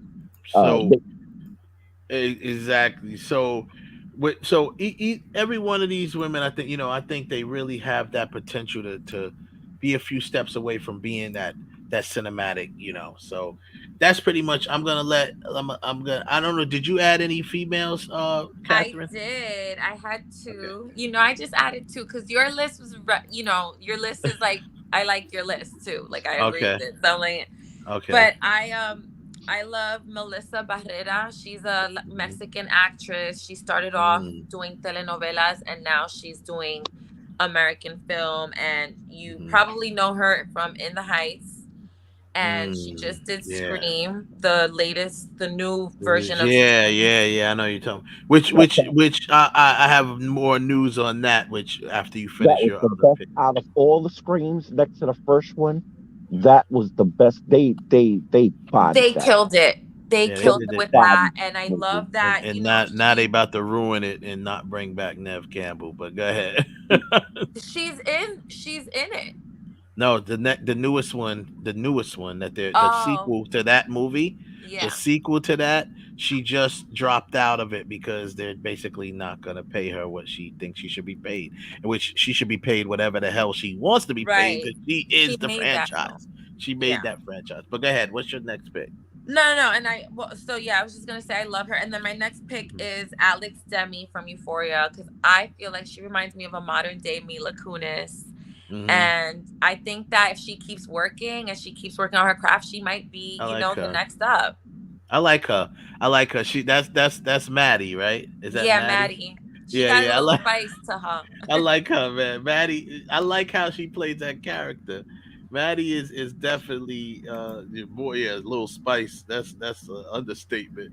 Yeah, but She straight gangster, man. I think they just won the award for best fight, which really it wasn't even really a fight, but it was just Maddie busting that ass. Whenever she had a chance. Was it the hand thing that everyone was doing on Instagram? Like, It was a couple, but the thing was everybody was waiting for Maddie to just lay hands on that chick. Everyone was waiting on that. In the show, and when she finally just threw her hands up and said, "Look, all right, this bitch needs to be put down," and then she just got up and just went in, I was like, "Wow, she's going." So she got her hands on her, but she didn't really get a chance to. It wasn't. I don't know if it should have won best fight, but I just think everybody was. It was anticipated, so they were just happy. They were just the Gen Z generation, they gonna vote for. That's what they overpower all of us. Just they do. They do. They're in control right We're now. all dying off. We're dying off. They're ready to get rid of us and take. That's why I'm hanging out with my son so much. I'm like, please hang out with me. I want to be cool still. I don't want to I still want to be in the crowd. In the crowd. Yeah, they look at they look at all of us as boomers.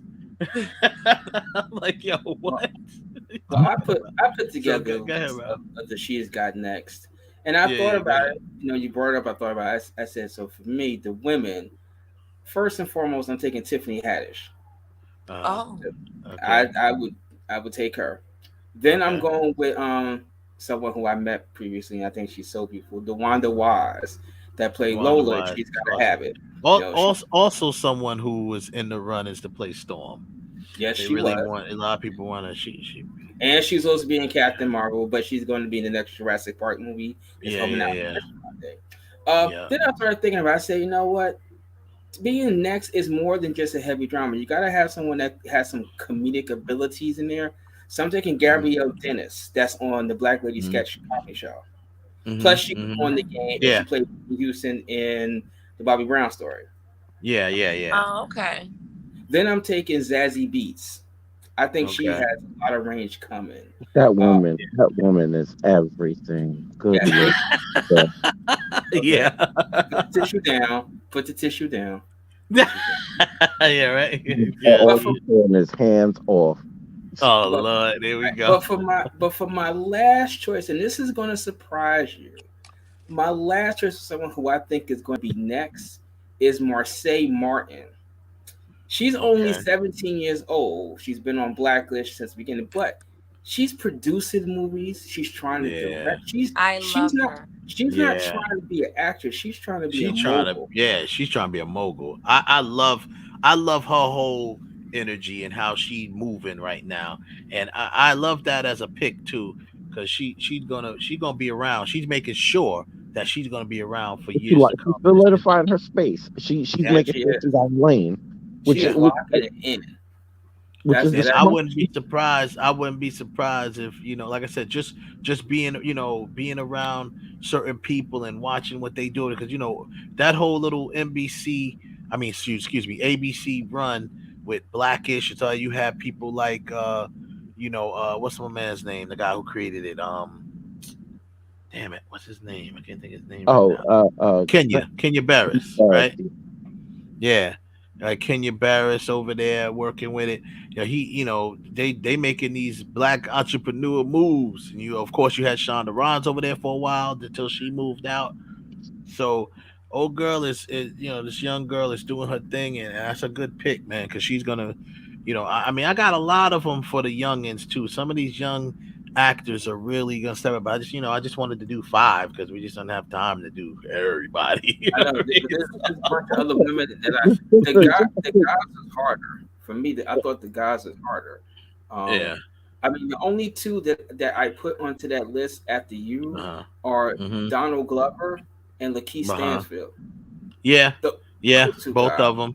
Both of Donald Glover is another one who's not just an actor. He's also, produces. He's producing a film. When we were in Atlanta shooting a film. Shout out to Kiki Swinson. We were shooting a Sticky Situation for Kiki Swinson, and we ran into, while we were shooting, they were shooting out there.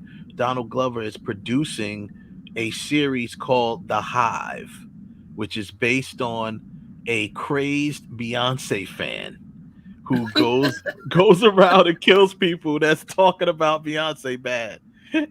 Sounds like me. Oh my God, wow. Based on my life. Yeah, and it's a crazed Beyonce fan who's literally murdering people talking bad about Beyonce, and it's called The Hive. Is she and wrong? It's produced by Donald Glover. I kind of like that. I kind of want to see it. I kind of want to see that. I have no words. I want to go watch. You gotta go watch.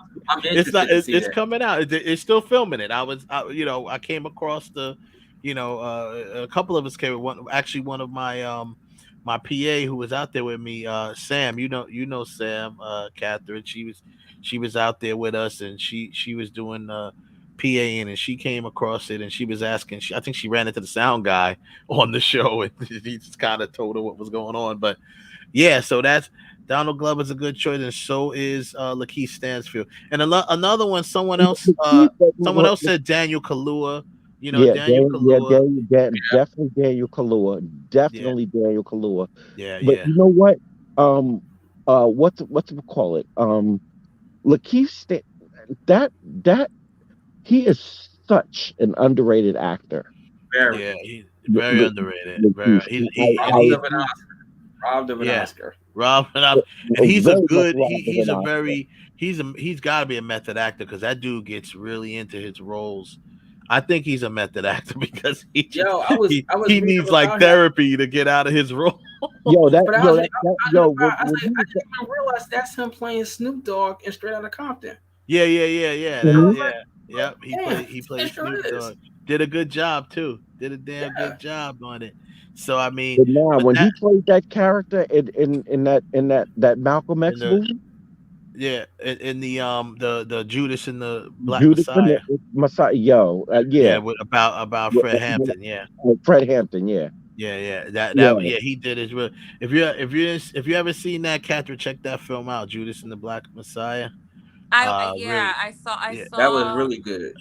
Did you see it? That Ashton Sanders is in that, so I want to see it. Yeah, check him out. Oh yeah, Ashton Sanders is a good actor too, man. He you know what's funny? The RZA really kind of recognized his good acting, right? And that's one reason why, although he does not resemble the RZA at all, Listen, but he still cast him.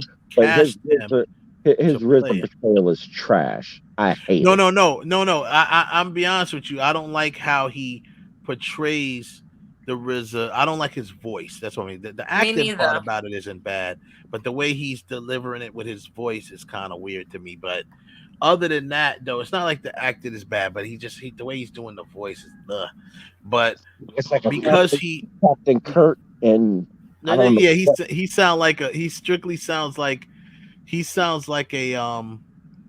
kung fu flick when he talks. He's like, yo, I want to do this with my brothers.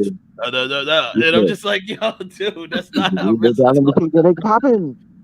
He's like, when we get the tape, we can do it. Get the AR-10, let's get the beats going. Yeah. And I'm just like, yo, dude, I'm waiting on him to have like the voice not matching with his lips, you know what I mean? Because like he sounds like a straight kung fu flick. But before we go and everything, Katherine, I wanna come back to you. Just tell us a little bit about some of the things you're working with right now. I know you did the calendar, which is dope. I got my copy. I don't know where it is right now. Yes, I have a copy somewhere in the house. I don't want to leave the station. But yeah. On my website, I still have the calendars available, and I will be dropping another one this year for 2023. But I am working on a Halloween movie. It's called In Vain, the vampire movie. That clip that you guys saw in the reel. We've been working on that project for a good year and a half now, so it should be out this Halloween for 2020. I love vampire films, man. I've been I torture myself because I've been trying to write a vampire film for like 10 years because I love them so much, and I want to do it justice, and I'm trying to do something a little different, which is very hard because I don't know if you know this or not. Maybe the person who produced and directed your film may know this.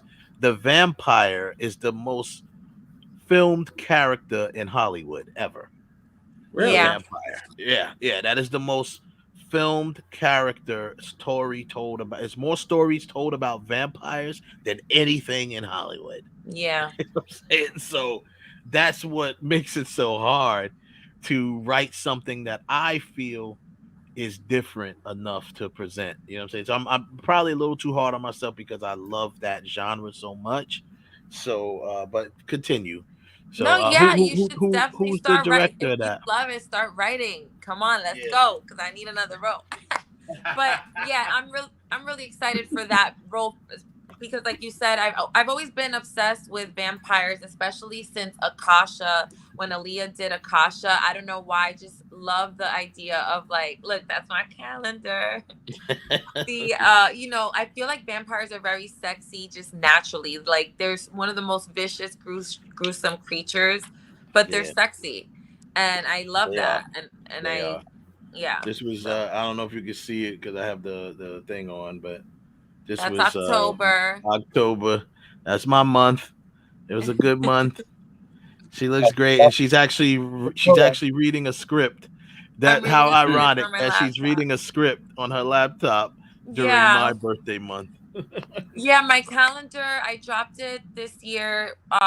One, to like bring back my alter ego, which is Kathy Red. When I started in this industry, I started as a model, and I used to go by Kathy Red, and I had red hair. And this year I said I wanted to like tap into that again, just to give something back to my followers and my fans from Kathy Red days. And they loved it, and we raised money for a charity that gives back to kids who are in the arts. It's called KR3Ts, which stands for Keep Rising to the Top. And these kids, I mean, they work very hard to pursue their dreams, just like all of us here. And I felt like, if I'm going to do a calendar and I'm going to make some money, I want to give it back, and help people, help somebody, just like, I hope myself. Sounds good to me. Yeah. Well, and then what? So that one is due out in Halloween of this year. In vain. In vain. Okay. Did you say who was the director of that? Oh, the director. His name is Ray Liu. I know. I'm sorry. I'm still like learning how to like promote myself. Don't worry. But, I'll help you out. His name is Ray Liu. Shout out to him, and we've been filming in Brooklyn. He's a Brooklyn-based filmmaker. Okay. So yeah. Shout out to Brooklyn. Hey, I love vampire films. So yeah, vampire films are awesome. And then I'm also in another one of his projects called Foster Sin, which talks about and brings awareness to the foster care system in New York and pretty much all over the world. And I play a character named Sonia, like a deadbeat mom, which is like the total opposite of what I am. Well, it's acting, right? So I mean, most actors like to take roles that are opposite of them because it's a challenge. You want to take that challenge, right? You want to step into it, and sometimes you got like, how do you, when you take on roles, how do you approach them? Are you trying to like understand the character, or are you just doing it just to do it, or you trying to find something in yourself that relates to the character? How do you approach these roles? So I do a few things. One, I read the entire script. Like if it's given to me, I'll read the entire script. That's one. Two, I'll find similar traits between me and the character and try to like make it relatable to me. And then three, I try to, if it's a character that is like like the deadbeat mom, I try to find like a compassion in her to just kind of like have this is why I'm like this. I have my reason for being a deadbeat mom, in the character, and just kind of like, because the villain is right in their eyes. The villain is always right, and the hero is right. Everybody has the villain is doing something for a reason. He has his purpose. That's what I'm gonna say. Every character has their purpose. So I have to find compassion with my character because he or she has a purpose. And so that's just my thing. Like that's how I go about it. And then I have to go into the reading memory, then getting into character. It takes me a while, like, Well, I mean I think it's good that you mentioned about the villain. Like we've always learned and was told that the villain is the hero to their own story, right? Yeah. So in their mind, they're the hero most of the time. A good villain. Meaning like a person that's just straight evil, like, whatever, Michael Myers, he's just evil, right? But like a good villain is, in their own minds, they're the hero of the story. Darth Vader, Anakin Skywalker, who became Darth Vader, one of the biggest villains in the galaxy, right? But in his mind, he was the good guys. The Sith was the good guys, and the Jedi were the bad guys. Right? So, and that's how they look at it, and that's how you do Thanos, snapped away half of the universe, but he thought he was doing it for a valid reason. In his mind, he was saving the universe. He wasn't destroying it. He was saving it. And the Avengers were not defending the universe. They were ruining the universe in his eyes because they were trying to stop him from saving it. So that's how you create a great complex character. So I'm glad that you look at it from that standpoint, because no one is, very rarely someone is just pure evil, and most of the time characters, if they're written correctly, are not just pure evil. That's boring. Pure evil is boring. There is nothing boring about me. Stop it. Stop. Pure evil is boring. So, that's just that's what it is. But I'm glad that you think about it that way, Katherine. So I look forward to working with you more. Yes. You're up next. You on deck. You're I'm up next. I wanted to add myself to the list, but I didn't know if that was too. I was like, let me know. Katherine, I'm going to give you a little piece of advice. Be humble but be an MC. Always put yourself first. Yeah. But be humble about it. Yeah. Be humble about it, but always put yourself first. And as far as groupie goes, your episode is next. Each individual character, I'm dedicating episodes to them so you can get to know a little bit about the backstory of the character. So yours is next, and we'll probably be getting that fleshed out in the next month or so, and just try to get you rocking, on there. And we appreciate you coming and joining us and sitting with us and talking some shit about films, about the things that we love, and groupie takeover, Heaven Hollywood's there. I got one more question. I got one question to ask you before you go, and this is specific to Katherine. In the mind of groupie, Kim Kardashian, based on what she said on her show, is she still a groupie? Okay, so I think Kim Kardashian in her early years, I can definitely label her a groupie. I think right now she's worked so hard to get to where she's at. I don't consider her a groupie, but because she was so hungry to be famous, I don't think she was hungry to be with anybody, but she was a fame groupie. If that makes sense. She was a groupie to be famous.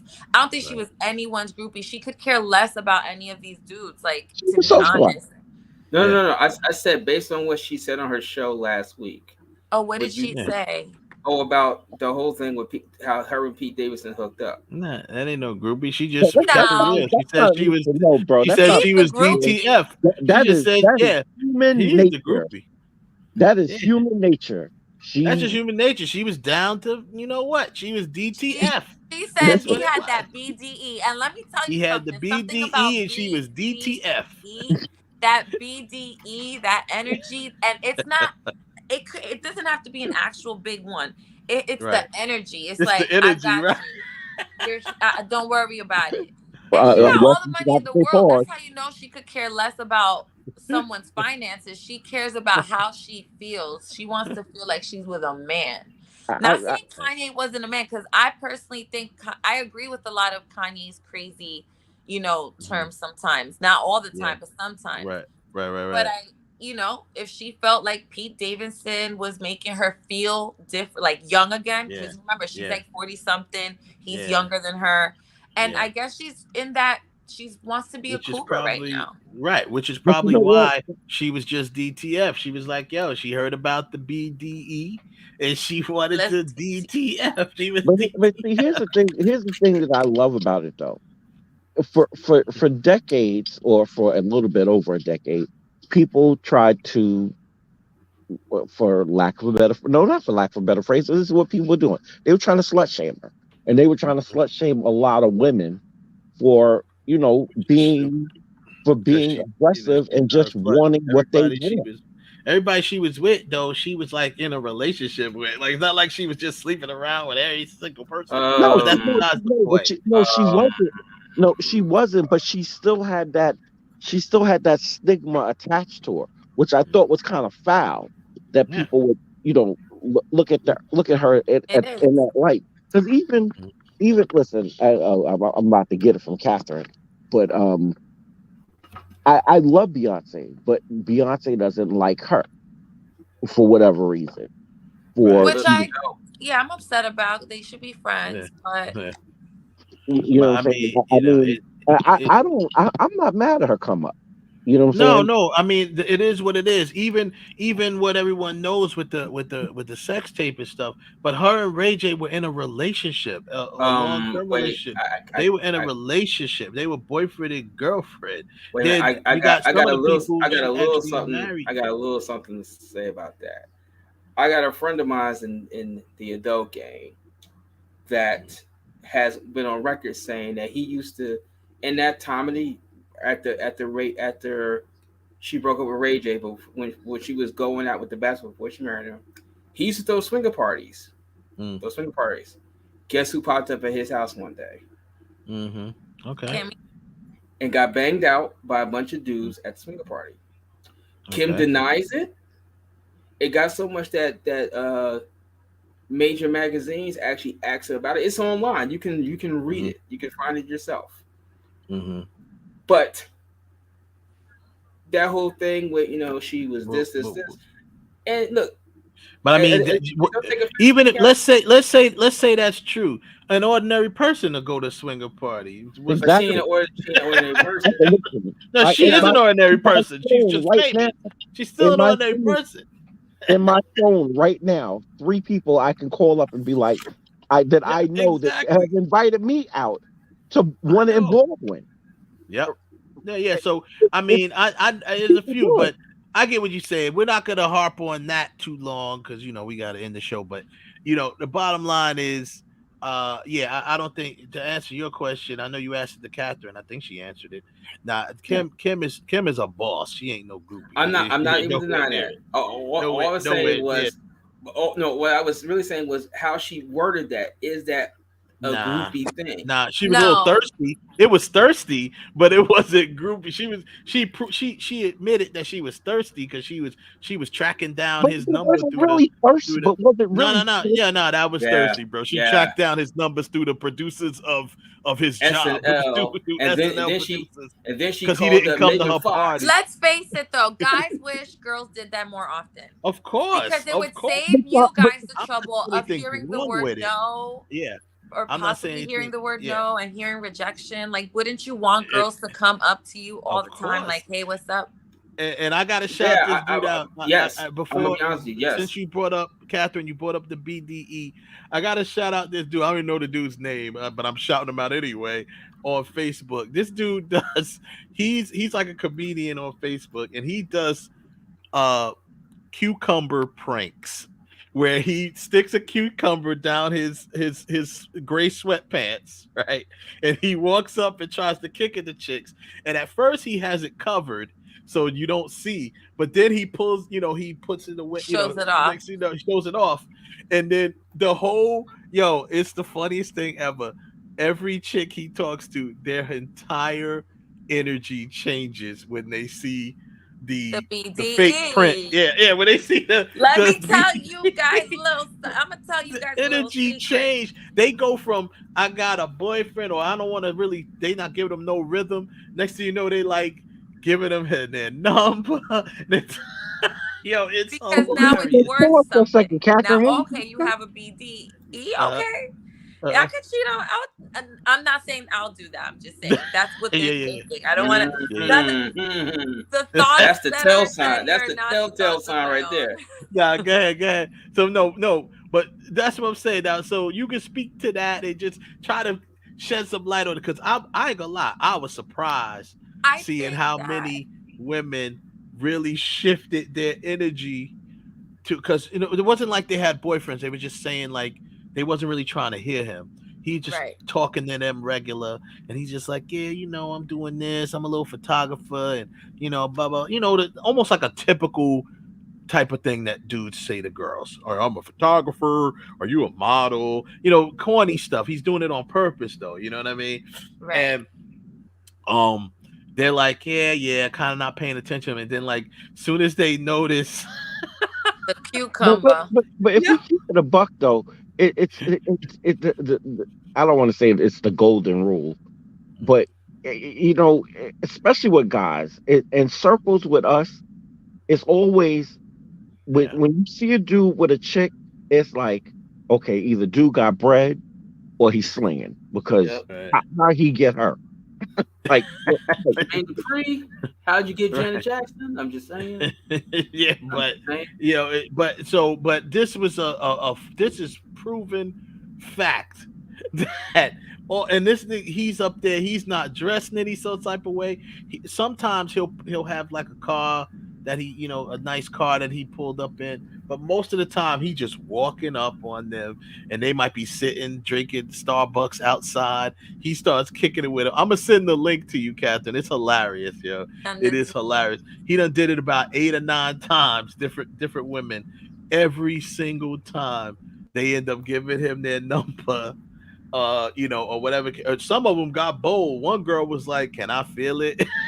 Wow, that's bold. I mean, that's how a lot of. I'm gonna tell y'all a secret. A lot of girls want to feel it before they take it there because it's called the test. Like a test. Yeah. D test. Well, it used to happen on Wrap the it up a dance little floor. bit. Back in the day, that used to happen on the dance floor. You know what I'm saying? They'd be rubbing up against you on the dance floor and blah blah whatever. That's what the test was, right? The D test. But this was hilarious. She said, "Can I touch?" She said, "Can I feel it?" and then another girl was just like, "Yo, I'm trying to tell you, I'm trying to look at you while you talking, but you got me all down here." She's like, I was surprised to see women be that blunt about it. You know, were they from New York or were they? This was in Texas. This was in Houston, Texas. Oh, okay. Yep, this was in Houston, Texas. That's mostly where he did it. And him and his I'm sorry I don't know the dude's name, but he's really talented because he got a girl. Like him and his girl got a channel, and they do stuff like that all the time. His girl be going around sitting on random dudes' laps, like they prank people like that all the time. So like him and his girl do this together. Like what a great hilarious. Relationship. Yeah, it's hilarious. But anyway, I'll send you the link and big him up because I think he was hilarious. And I just thought that really surprised me, and I'm glad you were able to answer that for us, Katherine. Yeah. Because that BDE gets you in the door. BDE will get you in the door, and if you don't have a BDE, I don't know what to tell you. Because you kind of need both. You can't just be like financially stable and not have BDE. It just doesn't work. Like, now let's clarify for some people. We know what it means, what the term is, but now because you kind of said what the term, because the E stands for energy. So you kind of said that it doesn't even have to be like super, whatever. Super big. Just, right. But it's just part of the persona, I guess. But it can't be too small either. Okay. Right. Well, if it's too small, then how can you have BDE, right? Yeah, you wouldn't have a BDE. But if it's average size and then you come with the energy of like, courting a woman, like women like to be courted, and that means, like literally feeling safe, little things, and taking her out to dinner, and Katherine. all that. Whatever a girl likes. I don't know what girls like. I can only explain what I like. Every girl is different. But Katherine, you just said the key word right there. Safe. Yeah. Safe. Because the moment a woman feels safe, it's like it's feel protected. Like, oh, my man got me. Yeah. I'm good. My man. Yeah, that's true. So that's all funny we want. though. We just want to be able to say my man got me. I don't want nothing else. I just want to say my man got me. Okay, that's fair. When a guy tries to talk to me, my man got me. Bye. Yeah. Because he got BDE. He has his energy is stopping another man from coming into me. Wow. That's great. Well, you heard it here first. Get that BDE if you want to at least have a chance getting in the door. So, get your game up. Wait. But yeah, thanks for joining us, Katherine. Man, it was fun having you. And of course, you're welcome to come back anytime and hang out with us, talk that talk, and definitely shout out your social media and stuff like that. Everybody, give her a follow and check her out. My Instagram and my Twitter and my Facebook, everything is Katherine K. That's Katherine with a K. And that's it. And KatherineKNunez.com for any updates. Like, if you want to find out where I'm going to be at in the week. I don't really go out. I'm home all the time. But sometimes I might host a pop-up shop or something, supporting Black businesses. And I would love for my people to come and show me love. So, yep, there you go. There it is. There you go. Everybody hit her up. Give her a follow. Check her out, man. Katherine's always posting just good stuff. I'm the she's Instagram beautiful. Queen. She do her thing on IG. She just be posting stuff sometimes, just walking. I'm like, she's just walking. So it's all good though. It's an outfit. It's like showing the outfit, that I wore for the day, whatever. But it's cute. They like it. They love the walks. They love the walks. Yeah. So we now we gonna have to come up with our own term. Let's call it big ass energy, right? Big ass energy. Big ass energy. I got that Bae. big ass. We gonna call it Bae. Yeah, she got and that. you don't even bae. have to have a big ass. Exactly, she got My that ass is bae. not that you could big, but it has you could be a energy. petite chick and still got that bae, that big ass energy. So Wow. yeah, that's Wow. I need to I don't know trademark what that. to say. TM. I need to trademark that. Nah, but that's what's up. So yo, thanks a lot, Katherine. You have a good night. Thank And you. we'll see you. Yo, Good we'll night. see y'all Yes, soon. definitely. And there you have it. Katherine Nunez is that's my whole girl, man. It was always great to have her on. She's fun to be with on set. Let me tell you something. That groupie set was lit. We had Katherine Nunez. Now you see how her energy is. Y'all remember Lexi Calderon? We had her on set with us. Them two alone on set, the energy was crazy. So, yeah, man, that's what we rocking with. We going with that BAE, the Bay, big ass energy. So let's go with that. Wow, that needs to be a T-shirt. That's I'm on it. I'm on it. I'm on Printify right now. Printify.com. I'm about to print.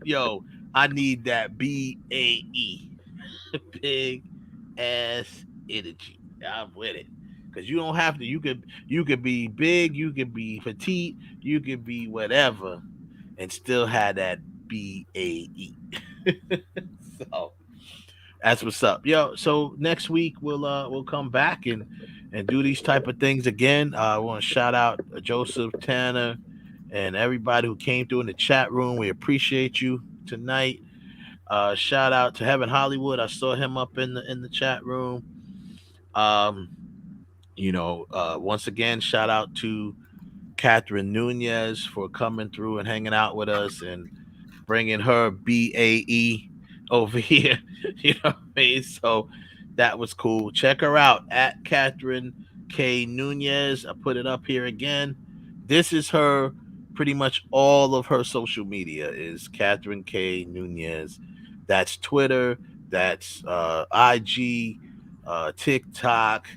They're all in there. She's on all of them. I think that's also on Facebook. She's on all of them, doing a thing, man, giving y'all that BAE. Especially when she do them walking videos. I'm like, So wow. Yeah.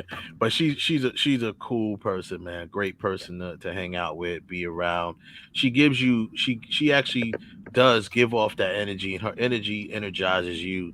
And she's not trying, we had some crazy, that shoot was crazy. I'll tell y'all sometime off air, but the the challenges we went through that day to film what we filmed was crazy. And if it was people like her and Lexi Calderon that really kept the energy going, and they all did though. They were all in there. We'll you'll see Groupie's gonna be coming out soon. You saw the little clip that we put up there, so there you have it. Everybody else, man, come back next week and check us out, please. We'll don't forget to like, subscribe to the channel, to the IE network. Hit that subscribe button. If you want to, you can hit the little bell and find out notifications when we put videos up. But if you don't want to, that's fine. Just subscribe at least, and we'll come back next week and we'll promote that we're coming out. So yeah, man, that's it. That's all I got for you. Everyone have a good night. Peace out.